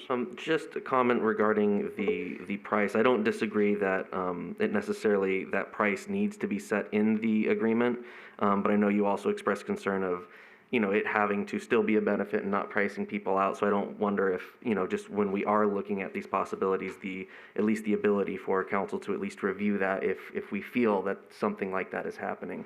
I'm not saying that I think it would, but it just came to my mind when you had mentioned that. So that's just what came to thought. Well, I know Mr. Brown had said that they have kind of a scholarship type of thing there where they can invite younger people in. Would you like to explain that a little further, Mr. Brown? Good evening, Mayor and Council. My name is Bob Brown. I'm presently the president of the Boulder Rifle Pistol Club. Yes, sir. Somebody mentioned earlier about the Olympics. We have sponsored 2 different people, and one of them was in the Olympics with our logo on. As you know, the Olympics, they won't let you advertise anything, but anything that she had on was from Boulder City. So you go, wow, I know somebody in the Olympics. The other one was a young lady that just finished up in Lincoln, Nebraska with the high school shooting nationals. She ended up in I think the top 10 total on that. And get her autograph, she probably will be in the Olympics again someday. So they're both living here in Boulder City, or both from Boulder City. A couple of other, where you were saying, Mayor, with the fee structure, just a real quick on that. Most of the other gun clubs charge anywhere from $350 to $600. We're at $75. We're not going to raise that this year. We're looking at maybe in a year or two putting another $25 on that, depending on how much we have to move dirt, how much we have to do back in the range to continue improving it out there. I think you had one other question, and I can't remember what was that. No, that's all I have. All right. You know, again, I don't have anything definitive in my mind as to what could be done, but perhaps there could be something that would be put in there that the club would provide scholarship or reduced fees to some portion of their membership based on ability of a person's to pay for the whatever the fees are. Correct. That's basically what we have right now. We've got a sponsorship committee. We give them a certain amount of money. We've allocated that for the year. We split it into two this year, and they can use it like any athlete. We are now their sponsor. They use it for, if you guys know what ammo is, what the price of that is, for about $1 a round, that gets expensive when they're doing something like that. So it's worked out really good. We're seriously looking at expanding that program quite a bit in the future. All right, Mr. Adams, would that address your? I think so, yes. Okay. Okay. All right, so that would be another recommendation then. Good. Mr. Brown, thank you very much. Yeah, thank you. Anyone else? Mr. Armentrout, do you need anything additional from us then? Okay, thank you. We'll move to item number 12 then for possible action, discussion and direction regarding a potential revision of the Boulder City noise ordinance. Madam City Attorney.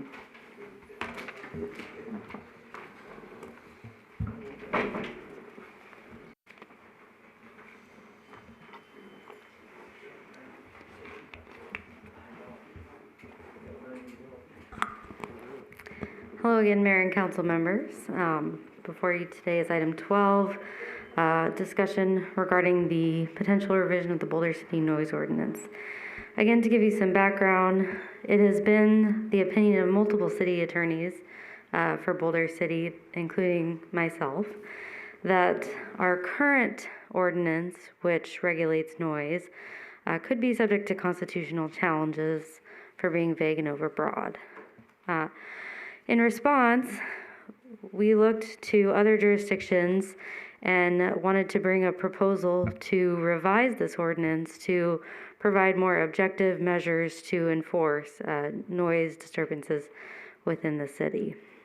This ordinance is based on City of Henderson, as well as the City of Las Vegas had employed a consultant to review their noise ordinance, so we had that draft to review, and the current draft before you today was based on those two ordinances. This seeks to clarify when a noise disturbance can be policed by defining certain terms, identifying certain prohibited acts, and it more narrowly describes what behaviors are permissible and what are not with respect to noise regulation. It also identifies certain hours of the days and nights during the week in which noises will be tolerated by setting both maximum decibel levels as well as objective measures for policing if a sound level meter is not available. It's the opinion of city staff that this ordinance would provide Boulder City with sufficient language to enforce against noise disturbances within the city, both, again, without use of a sound level meter, using objective criteria, but also allows us to use the sound level meter when circumstances are appropriate for that. In the staff report, there's a section-by-section breakdown of the draft ordinance to make it a little bit more digestible as to what each section seeks to accomplish. What we're looking for today from City Council is, one, whether we want direction to proceed with revision of our noise ordinance at all, and two, if so, what are specific parameters you would like to see in a Boulder City noise ordinance. The draft is just a draft. It doesn't have to be adopted. It can be completely rewritten. But I thought it provided a good foundation for discussion. So you could discuss what you like and necessarily don't like about the draft and what you would like to see better defined. Public comment, somebody mentioned the hours of when noises are acceptable, that type of thing would be really helpful for the council to provide us direction on.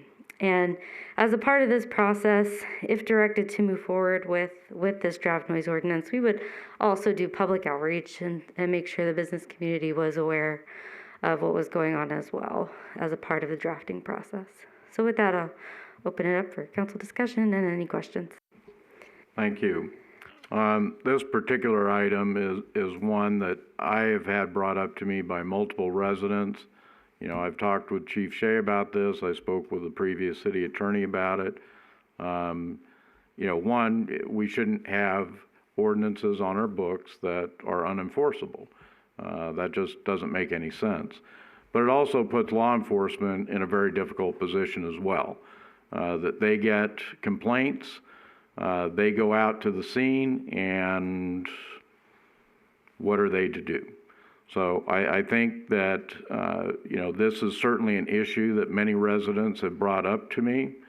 You know, no business, no person has the right to infringe on someone else's rights. And for folks that have lived in their homes for 20, 30 years, all of a sudden they've got windows rattling, things on shelves rattling. That's upsetting to them. And I think something like this can be made reasonable to allow for people to enjoy music and still do it in such a way that it doesn't disrupt other people's lives. Any other questions or comments? Councilmember Jorgensen?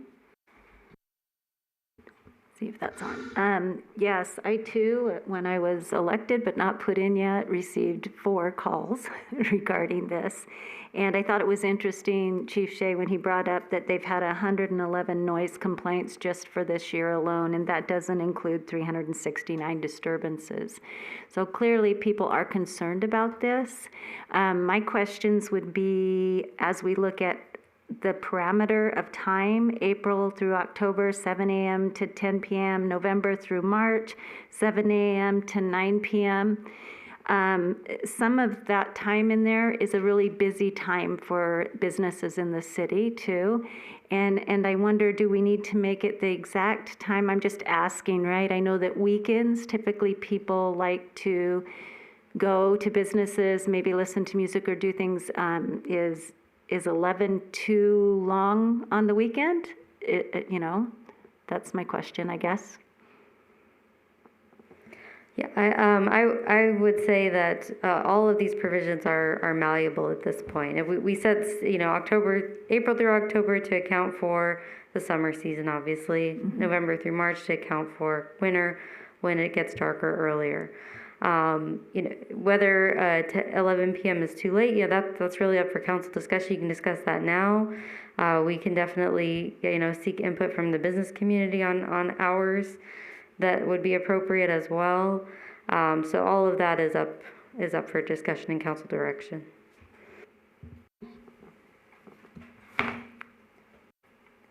Councilmember Jorgensen, were you finished?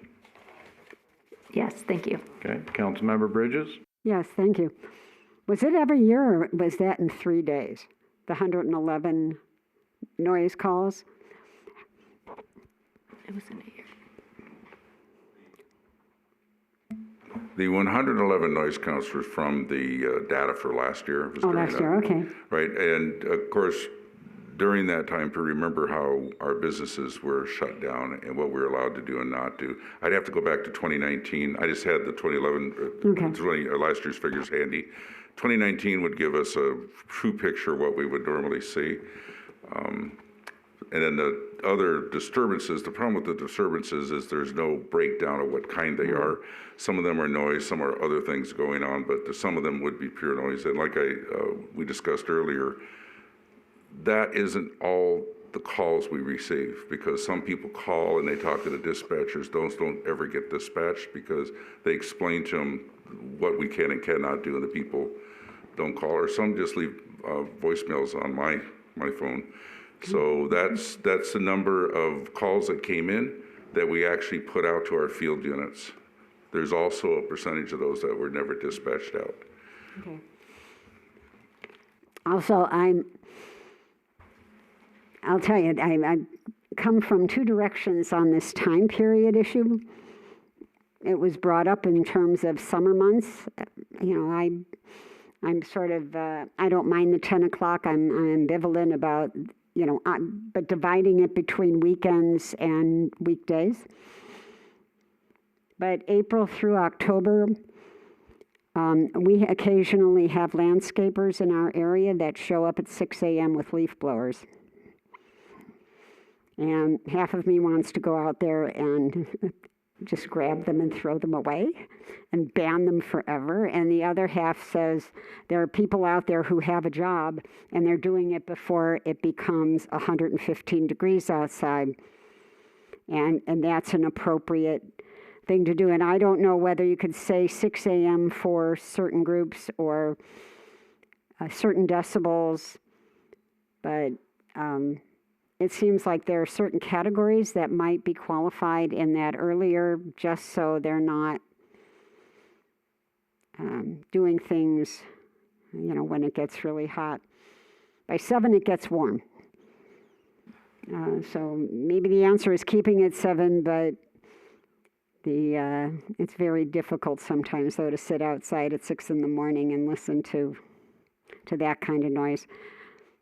So I don't know. I would certainly go with whatever the majority agrees on that, but I'd like to see differentiation between weekends and weekdays, because I know we have lots of venues in town that like to play music, and if they go a little bit later, or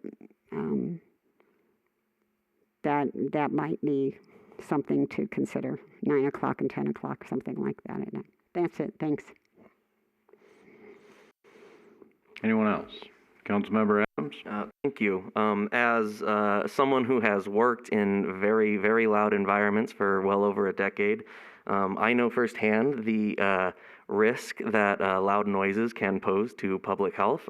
You know, I suffer from tinnitus myself from doing so. So I think it definitely is something important that the city needs to consider because of that potential impact it can have on public health. And I also think it can be done so that we don't turn into the next subject of the next Footloose movie. I think we can do this reasonably. Just in kind of going through this, with regards to the language that it uses, obviously it's necessary when we're talking about measuring sound. We need to use technical language so that those measurements actually mean something in our ordinance. But it's also important that we then follow that up with realistic or more layman terms, examples in the real world of what that actually means. You know, because even myself, who has a rudimentary understanding of sound waves, how they're carried and everything, and I read section 765 for the maximum permissible sound level, it's a jumble to me, and I don't necessarily even understand what that is. So I think when we have things like that need to be in there, we also need to follow that up with what that actually means for everyone else's benefit. Similar to what has been said, I think considering weekend hours versus weekday hours, I think is something to be considered. As far as which hours those should be, you know, I think I'm probably more amenable to later hours than many other people, but I do think that hours are something that, as part of the public outreach, I think will help us determine perhaps where those hours should be at. I do think that, you know, there's also language in there, you know, for instance, disturbs or annoys reasonable persons of normal sensitivities. I don't know how much something like that has to be in there, but I think when it comes to noises and sounds, those are all very subjective things. There are things that will make somebody's skin crawl when they hear it that somebody else finds to be pleasant. It sounds weird, but it's true. So I think, you know, we should really approach this to be as subjective as possible. Personally, I feel that, if we're going to be, citing people, giving citations or writing tickets, personally, I think we should be measuring that sound just to have that evidence, that subjectivity, and that there is no question about whether or not that was in fact a violation. Because I think there's a lot of misunderstanding about how sound works, how it's perceived, how the sound wave travels, and ultimately the distance it can travel and be perceived before fully decaying. It's the same reason why an individual who is very, very far away from a source of sound may hear it more loudly and more clearly than somebody who is right next to it, because there are a number of factors. The hotter, the temperature of the air, the pressure, the surrounding materials and barriers and structures nearby, all of those things are factors. And so you can end up with two individuals in two different parts of town who are engaging in identical behavior, and one might be breaking the noise ordinance and the other might not be. And so I think it's really important to consider when you have, when you can have two people who are behaving in the same way, but then ultimately could have different outcomes in enforcement. So I think it's always something to consider when we're looking at something like this. With regards to enforcement, I do think that if any individual or entity, employer is employing or contracting or otherwise inviting, whether it's musicians or just an employee of the business to engage in behavior that might be contributing or violate or subject to the noise ordinance, that they should be the ones liable. If they're employing and are the ones requesting the noise essentially to be made, they should be the ones held liable and not be able to waive or pass that liability on to those who they are hiring or potentially paying, or simply inviting and asking them to engage in that. Sometimes it may even be just a customer at a restaurant singing karaoke. They shouldn't be the ones at fault here if they're being invited to do that. And ultimately, I do think that, any noise ordinance, it should be concerned with protecting the general health and welfare. Like I said, there are real public health issues when it comes to loud noises. And so I think that's where the focus should really be. If we do start to worry too much about getting into the nitty gritty of what is, is this, I like the way this sounds, I don't like the way this sounds. It should be, here, as long as it's focused on protecting the public health, I think there will be no problems and no issues. And and that way we're not stepping onto the toes of, people's rights to, to enjoy their property as they'd like to see. So those are where my thoughts are right now with this, if there are any others. Sorry, it's just something I'm very interested in. Thank you. Anyone else? Councilmember Fox? Yeah, I think public outreach is going to be very important on this one, because we want the community and the businesses to come together on this, because we don't want to start the times too early or have them cut off too early. So I think getting everyone involved is going to play a pivotal part. I agree with that, as long as it's the public who also has input and not just the businesses. I think it always needs to be kept in mind, too, that you can continue to play music. You just can't play it loudly enough where it's becoming a nuisance to others. As far as starting it earlier in the day for folks who do outdoor work, I've had complaints from people about those leaf blowers, and there are battery powered ones now that make a lot less noise. I think that that's something we need to look at, but that is a disturbance for some people. So I wouldn't want to just say, well, if you work outdoors, you can make as much noise as you want, as early as you want. This needs to be a reasonable thing that applies to making noise that annoys people. A concern that I have is right now, the way it's written, the penalty is a misdemeanor. And I think I would prefer to see this be more of civil penalties rather than criminal penalties. I don't know if it can be written in a way that, You know, if you continue to do it, it's either going to get prohibitively expensive for you, or it would move into the criminal range. But, you know, I think the emphasis right now is we don't necessarily want to criminalize all behavior, but we do want to make a point to people that if you violate this, you could be subject to fines for it.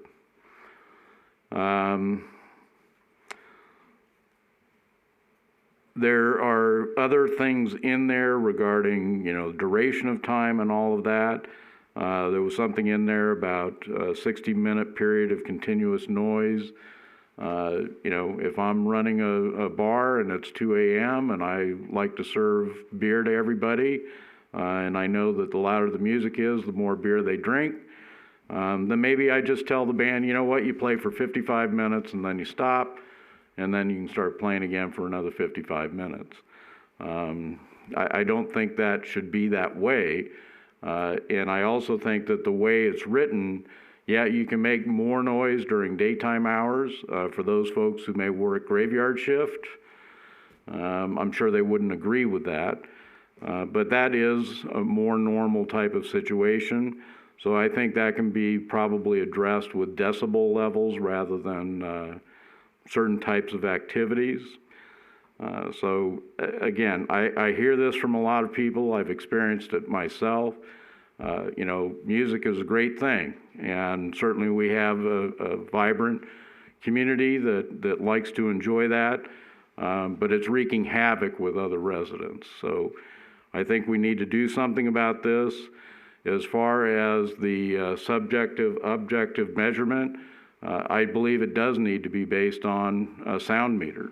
We need to be able to say, this is what was being produced during a period of time, and those types of devices are available, and I think that's the determination rather than asking police officers to go out and try and use their judgment on something. Having a more objective measurement, I think, is necessary as well. Councilmember Bridges? Yes, thank you. I just have two comments. One is, if there was a solution to leaf blowers, I would be very thrilled with that. How about dog barking? Unfortunately, I live in a neighborhood with lots of dogs and we don't have that issue, but I have lived places where after about 4 hours of listening to a dog bark at night, is that considered part of this anywhere? I would say currently there is broad language that encompasses any noise disturbances that is, I forgot the exact language, but a noise or disturbs the reasonable persons of normal sensitivities, and then there's a set of objective factors. You know, dog barking could fall into that depending on the factors listed. So I would say under this draft, but again, you know, this is just a early draft, and so right now we're taking direction, and all this is very helpful direction on what types of noise we're seeking to police, how we want to measure when that is a noise disturbance, making sure that we do public outreach to both businesses and residents to be sure we are encompassing all types of noise disturbances in all areas, and having possibly separate measures when it's a weekday versus a weekend. So all helpful direction. I would make one addition that I also agree with Councilmember Adams that the person held responsible be the property owner. You know, this idea, and I know that Chief Shea, you have a good reason for that, for looking to the band or whoever it is. But in our particular situation, I really do think the property owners are well aware of the conduct that's occurring, and they should be the ones that are responsible. Again, they're inviting these people in to do what they're doing, and they need to be responsible for those actions that occur. Anyone else? Well, is that sufficient, Madam City Attorney, or? Yes, I believe so. Okay. Thank you, and we will then move on to item number 13, matters related to opioid litigation. Hello again, Mayor and Council members. Brittany Walker before you today. So as you recall, on August 10th, we had brought a similar item before you. As you know, the overuse of painkillers known as opioids have become a public health crisis throughout the nation. In February of 2019, the former city manager entered into a retainer agreement with the law firm of Keller Lankner, as well as with local counsel provided by Jolly Urga. On the August 10th meeting, the council approved a motion to continue the retention of Keller Lankner as lead counsel in the opioid litigation, but directed staff to explore the possibility of using different local counsel. City staff reached out to 4 law firms with reputable reputations in the community for service as local counsel in complex commercial litigation, including our existing counsel, Jolly Urga, Woodbury and Holthus, a law firm known as Albright, Stoddard, Warnick, and Albright, a law firm known as Anderson Law Firm, as well as Eglett Adams. Of those, existing counsel Jolly Urga expressed interest in continuing to represent the city of Boulder City, and the law firms of Albright, Stoddard, Warnick, and Albright, and Anderson Law Firm also expressed interest in representing the city as local counsel. Information on these firms and their qualifications is attached here to the staff report. For this item, the City Council should discuss and provide direction on whether the city should continue to utilize the services of existing local counsel, choose one of the other options for alternate counsel, direct staff to keep looking for alternate counsel, or allow Keller Lankner to choose alternate counsel. Also before you is Resolution 7317. This would approve the contingent fee agreement. There are 2 contingent fee agreements in the packet. One would just be with Keller Lankner as our lead counsel.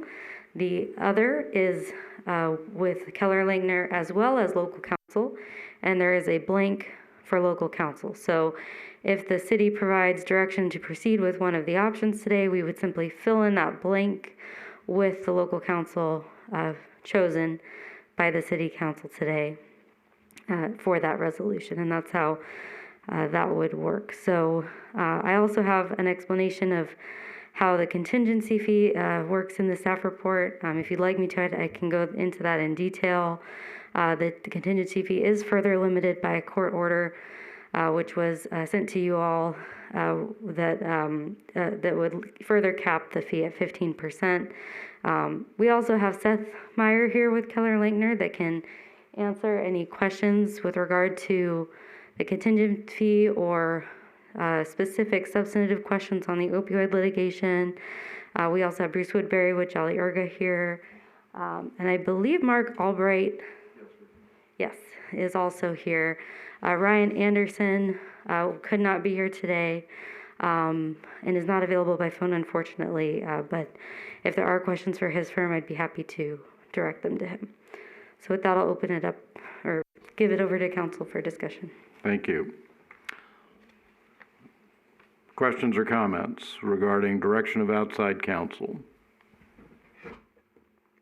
Councilmember Fox? After the last council meeting, I've been thinking about it, and I think the current national council and the local council, after 2 years of work and trying to find somebody else to get up to speed to take it over, I think would just be a waste of time and money. So that's how I feel. I think we should keep what we have. Councilmember Jorgensen? Yes, thank you. I agree that it's important for us to be transparent, and I do think it's important that we bring things of this nature in the future to City Council so that we have the opportunity to put that out for the public. But with that being said, I don't believe it's either of the local or the national council's fault that it happened this way.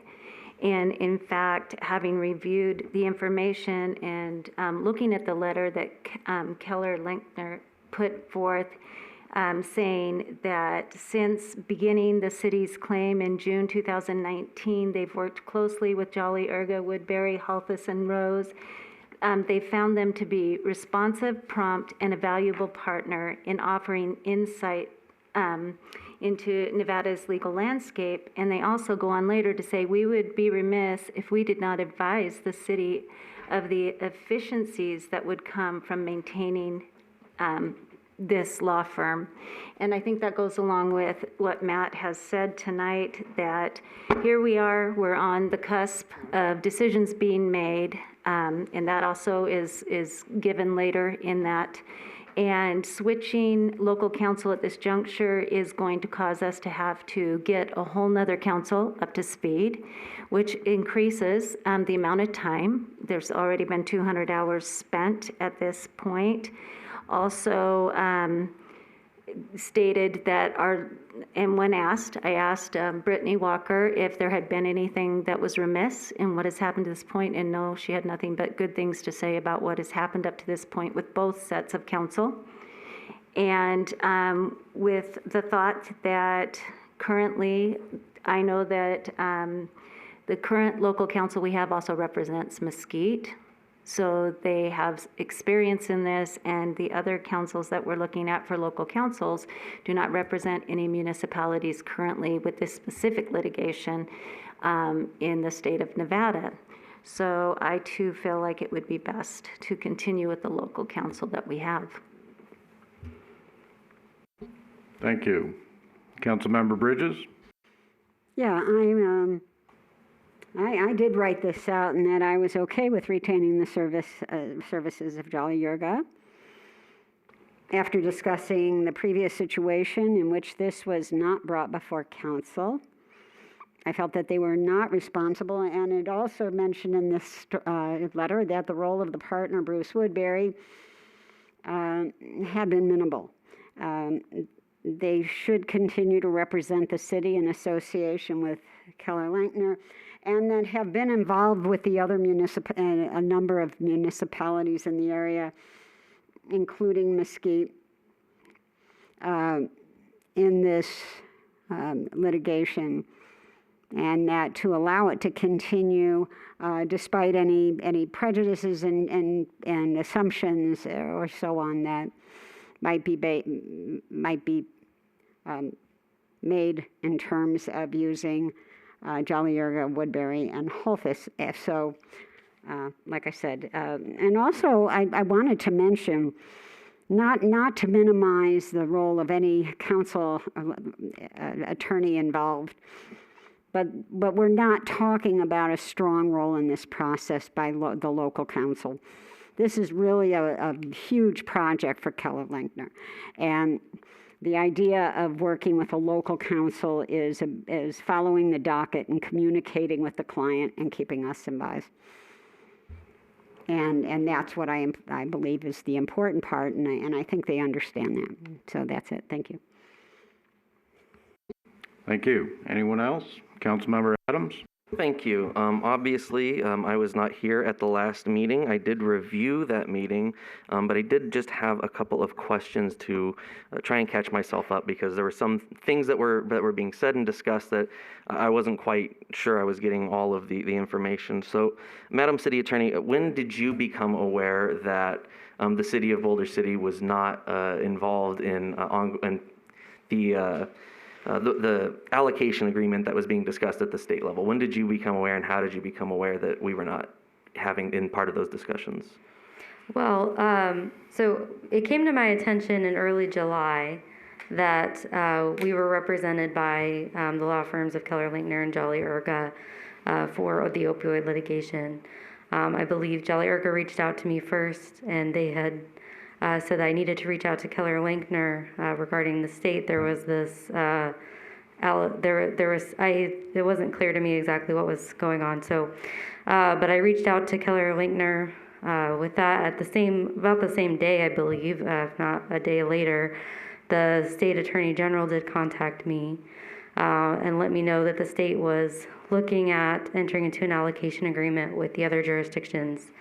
With all of the litigating cities and all of the all of the cities who chose not to litigate as well. Essentially, the agreement was brought before you on August 10th, and you approved it. It would allow any opioid settlements to be negotiated by the state and then distributed to Boulder City at a set percentage. The agreement had to be approved quickly. By August 9th was their goal, and the Attorney General I spoke with said that he apologized for not contacting me sooner. He was under the impression that Eglet Adams represented all of the cities in the state, and then he became aware that Mesquite. I'm not exactly sure what happened. I think there was a meeting of some sort, and they realized that Mesquite and Boulder City weren't represented, and then he realized there was a separate council that represented us, and at that point, I think that's when he reached out to both Jolly Ergo and myself. So I'm not exactly sure what happened, but that's the iteration of what was conveyed to me by the State Attorney General's office. Understood. And so Boulder City and Mesquite weren't present at the initial onset of those. Both of us had retained Keller Linkler and Jolly Erga as the respective counsels for that, correct? That's correct. I'm not sure when these negotiations began. I just know that, we were contacted early July. Okay.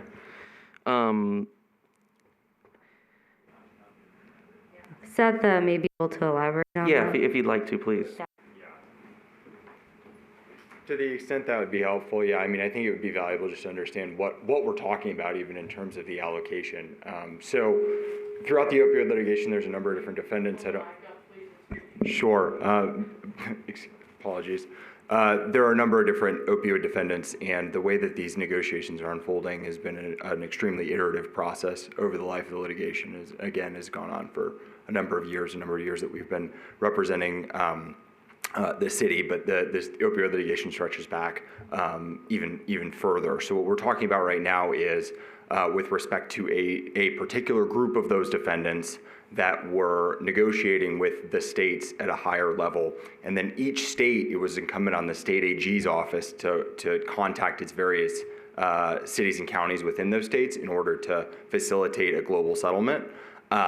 That was done idiosyncratically at every state. It was really, there was no visibility between our firm and the state AG necessarily. We are communicating with state AGs in a variety of ways and at a variety of times. These negotiations are happening at different paces because, without getting too deep into what the settlement is, there are incentives for having a higher percentage of cities and counties signed on. So it was really incumbent on the state AG to reach out to us. They failed to do so, and that's why Brittany found out the way that she did, just to make sure that sequence made sense. When they did that, we then stepped up and were looking at what the allocations being proposed were. But I think it's valuable to understand there are several states that are not even having any allocation conversations with their cities and counties right now. And so I think it is an extraordinarily idiosyncratic process state to state. Okay, thank you.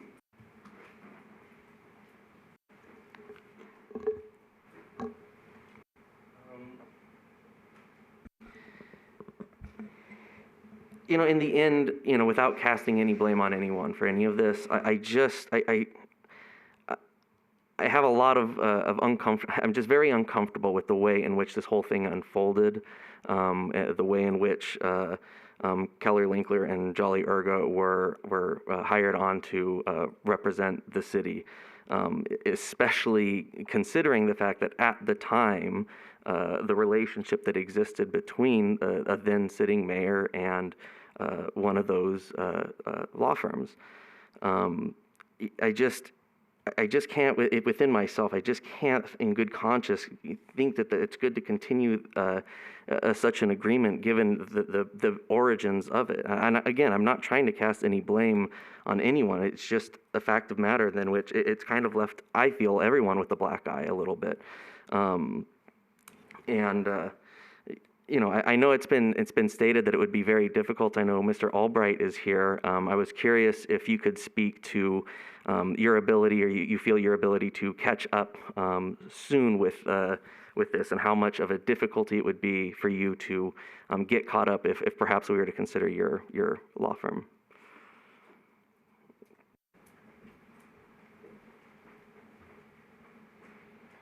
Thank you for the invitation to be here with you. We've handled dozens and dozens of class actions for law firms around the United States as local counsel in Las Vegas. In this particular case, that's pending now in the consolidated proceedings for pretrial purposes in Ohio.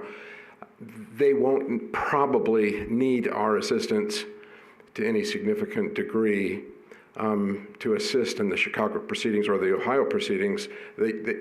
We're here in the event they need something here locally. For example, if the case didn't settle and it was assigned back to Nevada for litigation purposes for the trial, then at that time they would bring us up to speed, would quickly,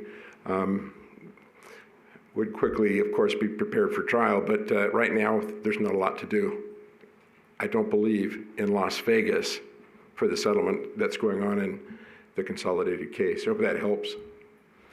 Thanks. Thank you.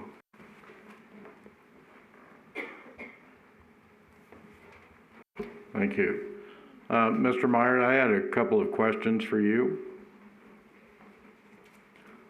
Yes, Mr. Mayor. When we had met a couple of weeks ago and went over some of the details on this, I had asked how much longer you felt that this process was going to continue, and at that time you said you felt it was about halfway through. Is that still what you believe at this time? I think it'd be extraordinary. And I probably said at the time, I think it'd be extraordinarily difficult to prognosticate in any of this. Again, it is the most complicated and expansive litigation in American history. I think we have made some substantial progress, but I think I'd be remiss if I tried to speculate how far along we are. I think we've made some material progress with respect to one category of defendants. How the other defendants are going to act or react, and if they're going to react the same way as other defendants, I don't think I'm in a position, or anyone for that matter, is in a position to tell you. Well, you'd indicated we were about halfway. I don't recall saying we were about halfway, for the record. And I didn't ask many questions, but that was one of them. With regard to the defendants that you have sued and who the state of Nevada through Egglet Adams is suing, do you know what overlap there is among those defendants? You're going to have to elaborate on the question. I'm not understanding. What overlap? What are you referring to? Everybody's suing everybody. We know that. So the state has an action that they are utilizing the firm of Egglet Adams to file litigation against a number of defendants with regard to opioid distribution and use. Is that correct? That's correct. And your firm is doing the same?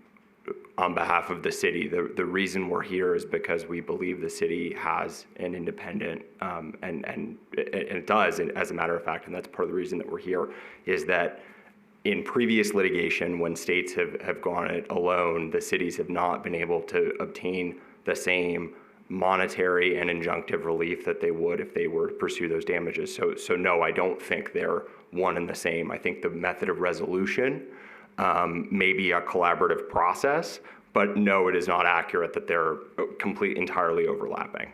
Well, we know that what the state of Nevada is doing is allowing all the other entities to participate.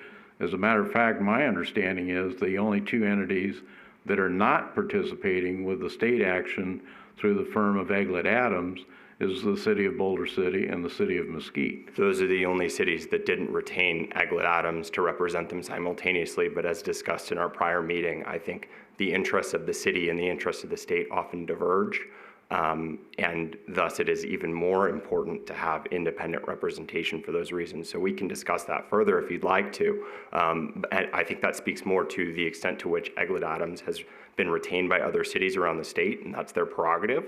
But the extent to which they're two totally different claims, I think I'm happy to chat more about that as well. Well, I don't believe they're two totally different claims, and that's why I was asking, are you aware of who Eglett Adams has initiated litigation against? I'm aware that they've initiated litigation on behalf of a number of cities and counties throughout the state. But who the plaintiffs are? That there are a number of cities and counties. I'm not aware. I couldn't give you the list of them right now. Okay.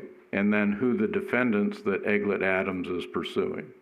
Are you aware of that? I assume they're the same ones, but to be clear, the city of Boulder City has an independent claim. So whether or not they're suing on behalf of the city of Las Vegas, they're not suing on behalf of the city of Boulder City. Well, that's the purpose of the allocation agreement, is so that those interests get represented through the state litigation, the state-initiated litigation.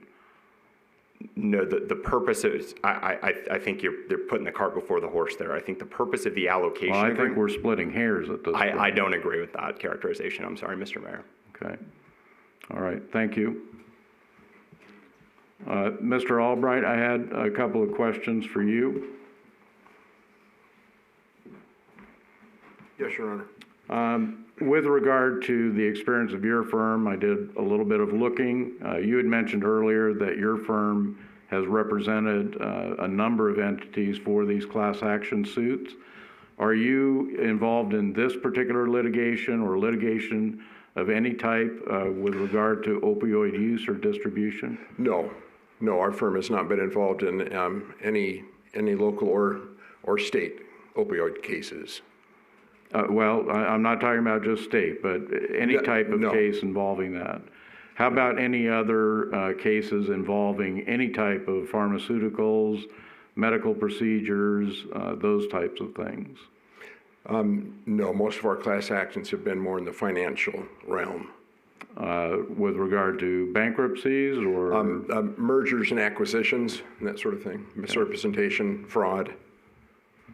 Because the reason I'm asking, at least where this appears to be headed, is into bankruptcy for many of these defendants because of the amount of judgments that might be pending against them. And we do have a bankruptcy partner in the firm, but I did not consult with him about this because right now it looks like it would be for litigation, local services that we would provide, civil procedure, relationships with the courts and judges and things like that. Okay. And are you aware of the information regarding the cap on attorney fees that has been arrived at in this litigation? Yeah, we discussed that earlier, and I discussed it with the city attorney that we would be willing to accept whatever the relationship is with the national council and their local council as it exists now. Okay, so what I'm getting at, as far as increasing costs in this matter, the court has already made a determination to cap fees at a certain level, so the fees can't go beyond that level. That's fine. Which may reduce your award in this, is that correct? And that's acceptable, yeah. Okay, all right, well, thank you for that information. Thank you. With regard to all this matter, I know at the last meeting I had made my thoughts clear, but I think I need to restate them as well. This wasn't an oops, this wasn't an oversight. This was an issue that I had brought to the former city manager and former city attorney on more than one occasion. Matter of fact, it was Robert Eglett from the firm of Eglett Adams who had presented at least two meetings that I was present at, the information about this and what their plan was, how they intended to go forward. I related that information to the former city manager and city attorney. I related the name of the firm. I related Robert Eglett's name. I related the fact that after the first presentation, I had come to an understanding that some of the cities here in Southern Nevada had made the decision to go ahead with the proposal that Eglett Adams had. That proposal seems to have been what across the state of Nevada nearly all entities engaged in. But when I continued to ask about the status of this and what the impact on Boulder City had been, I was given answers like, oh, we don't have a problem like that here. Oh, we don't have enough information yet. Oh, we're still talking about it. But at no time was it ever brought forward that there was going to be an agreement signed or had been an agreement signed about this that would leave Boulder City and the city of Mesquite, the two smallest cities in southern Nevada, pursuing something that everybody else was going with a different firm on under what the state of Nevada was doing as well.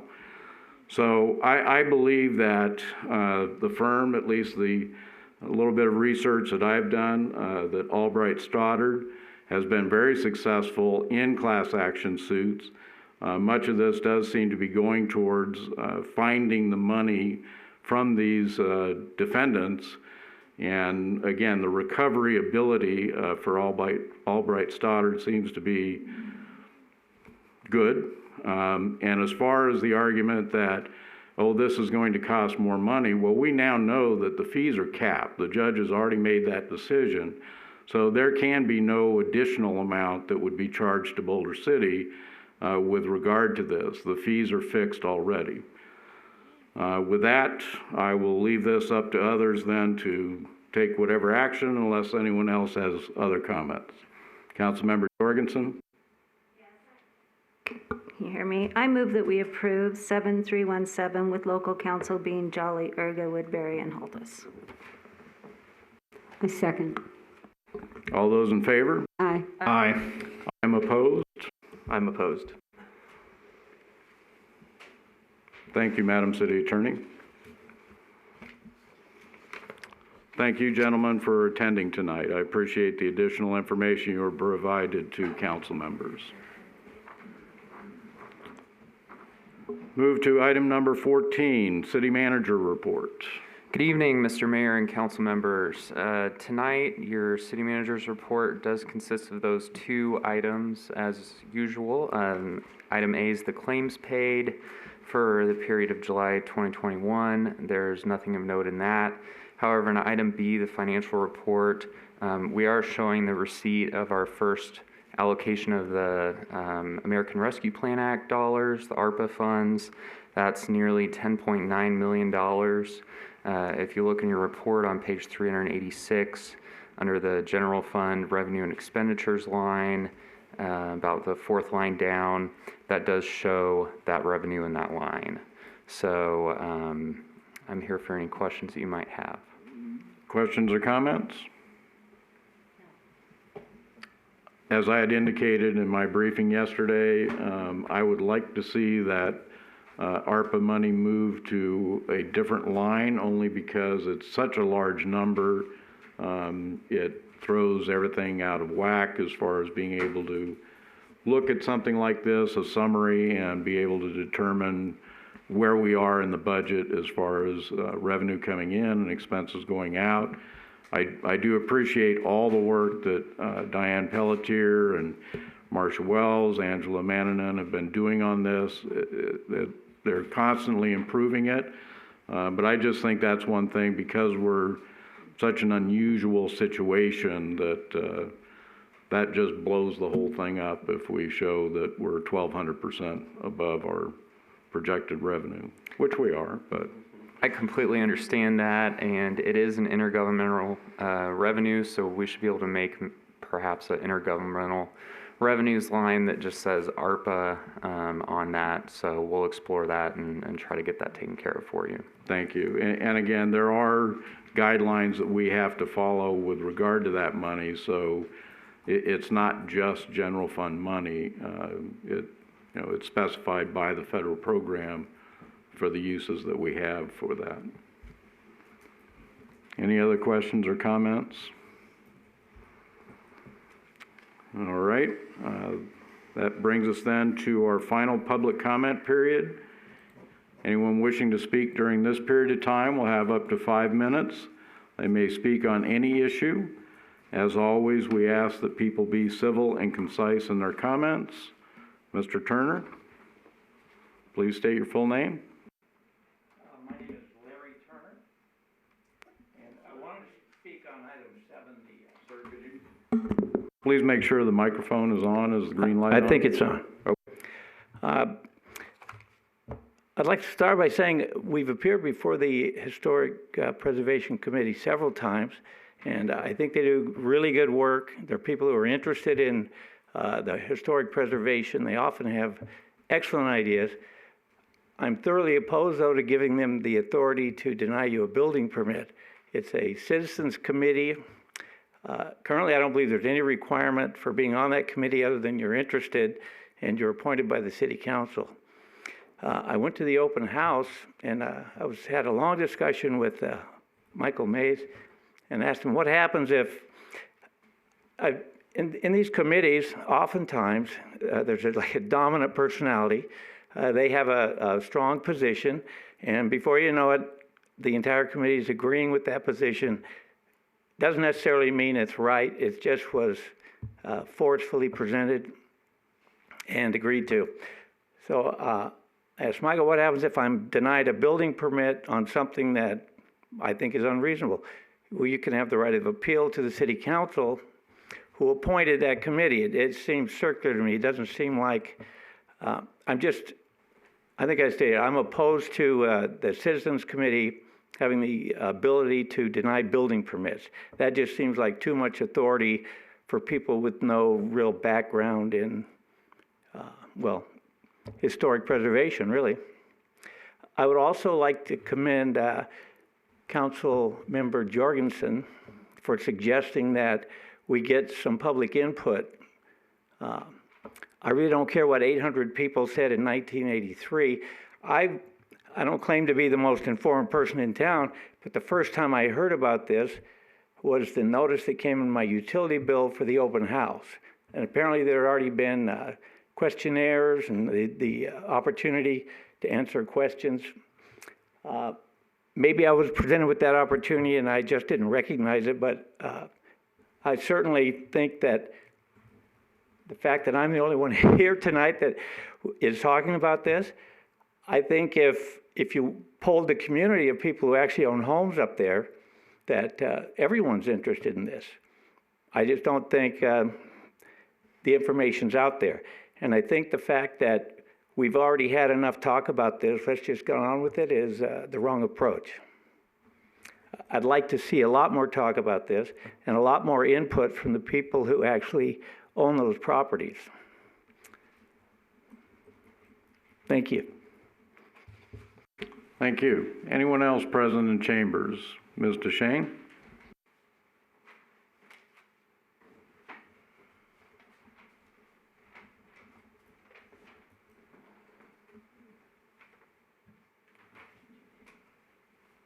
Judy DeShane. Okay. I just wanted to say I'm somewhat disappointed and frustrated.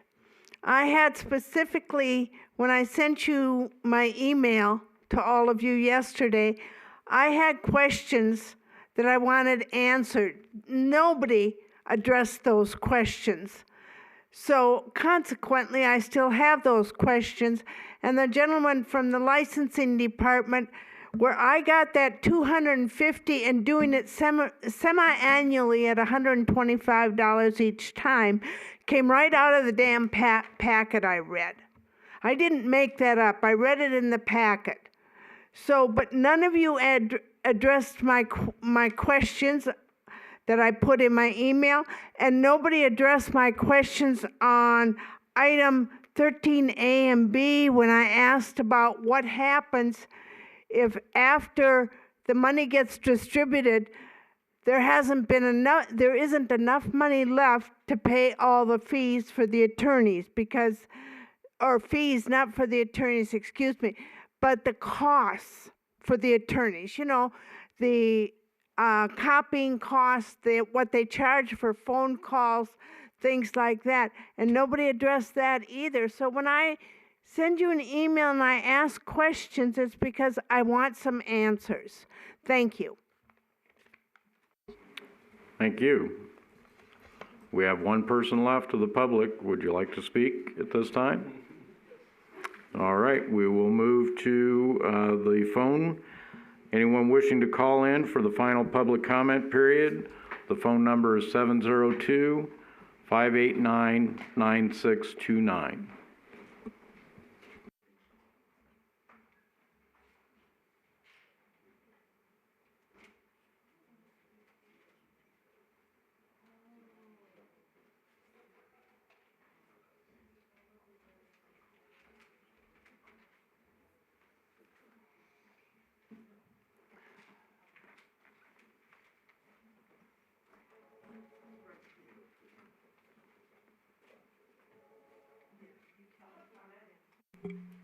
Hi, this is Blair Davenport. I have a comment. Okay, go ahead. Good evening. This is Blair Davenport. I'm a member of the Boulder City Historic Preservation Committee, and I am the chair of the Ad hoc Historic Preservation Ordinance Committee. In regards to agenda item number 7, I'd like to thank the City Council for approving the Boulder City Historic Preservation Plan. The plan is designed to build and support a sustainable historic preservation ethic. It does a great job of outlining a path forward that supports the community's overwhelming desire to invest in preserving Boulder City's unique historic resources. I will go out on a limb here, along with members of the Historic Preservation and Ad hoc Committee members, look forward to working with City staff, City Council, members of the business community, and the community at large in implementing the plan's visions and goals. Thanks. Thank you. The phone line is now available. Anyone wishing to speak, the number is 702-589-9629.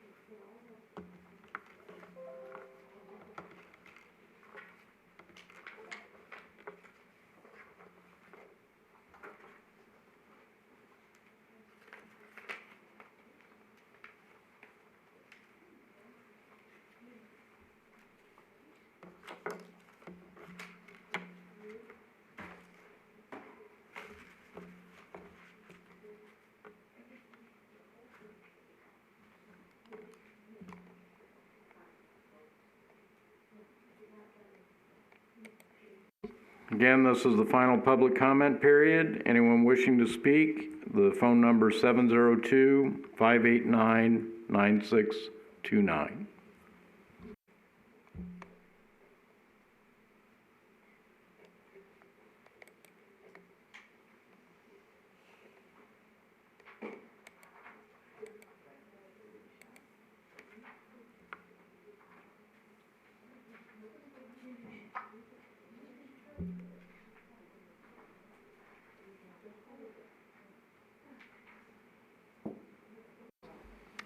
Madam City Clerk, were there any written comments submitted for the final public comment period? No additional comments. Thank you.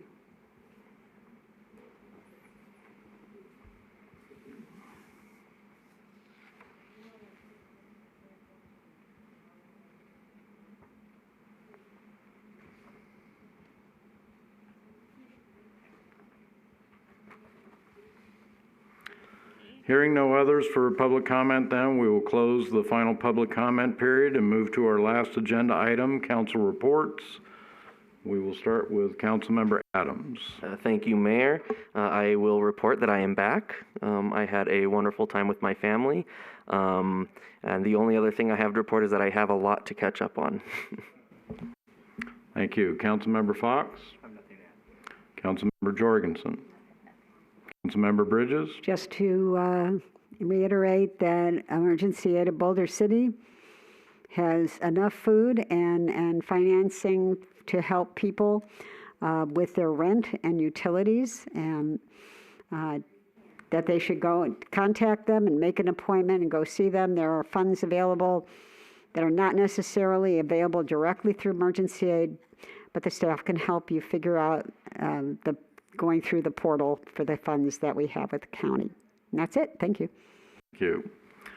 I heard a disturbing piece of news on the news today. The number of fatalities that were related to COVID-19 reported today for the state of Nevada was 46. That's the highest number of fatalities reported for Nevada since January of this year. That's an indication that things are not going in the right direction. The FTC did give final approval to one of the vaccines that's available. It is available here in Boulder City and Clark County. Again, I would strongly encourage people to get information from your healthcare provider about what these vaccines are able to do. They have been shown to be safe and effective.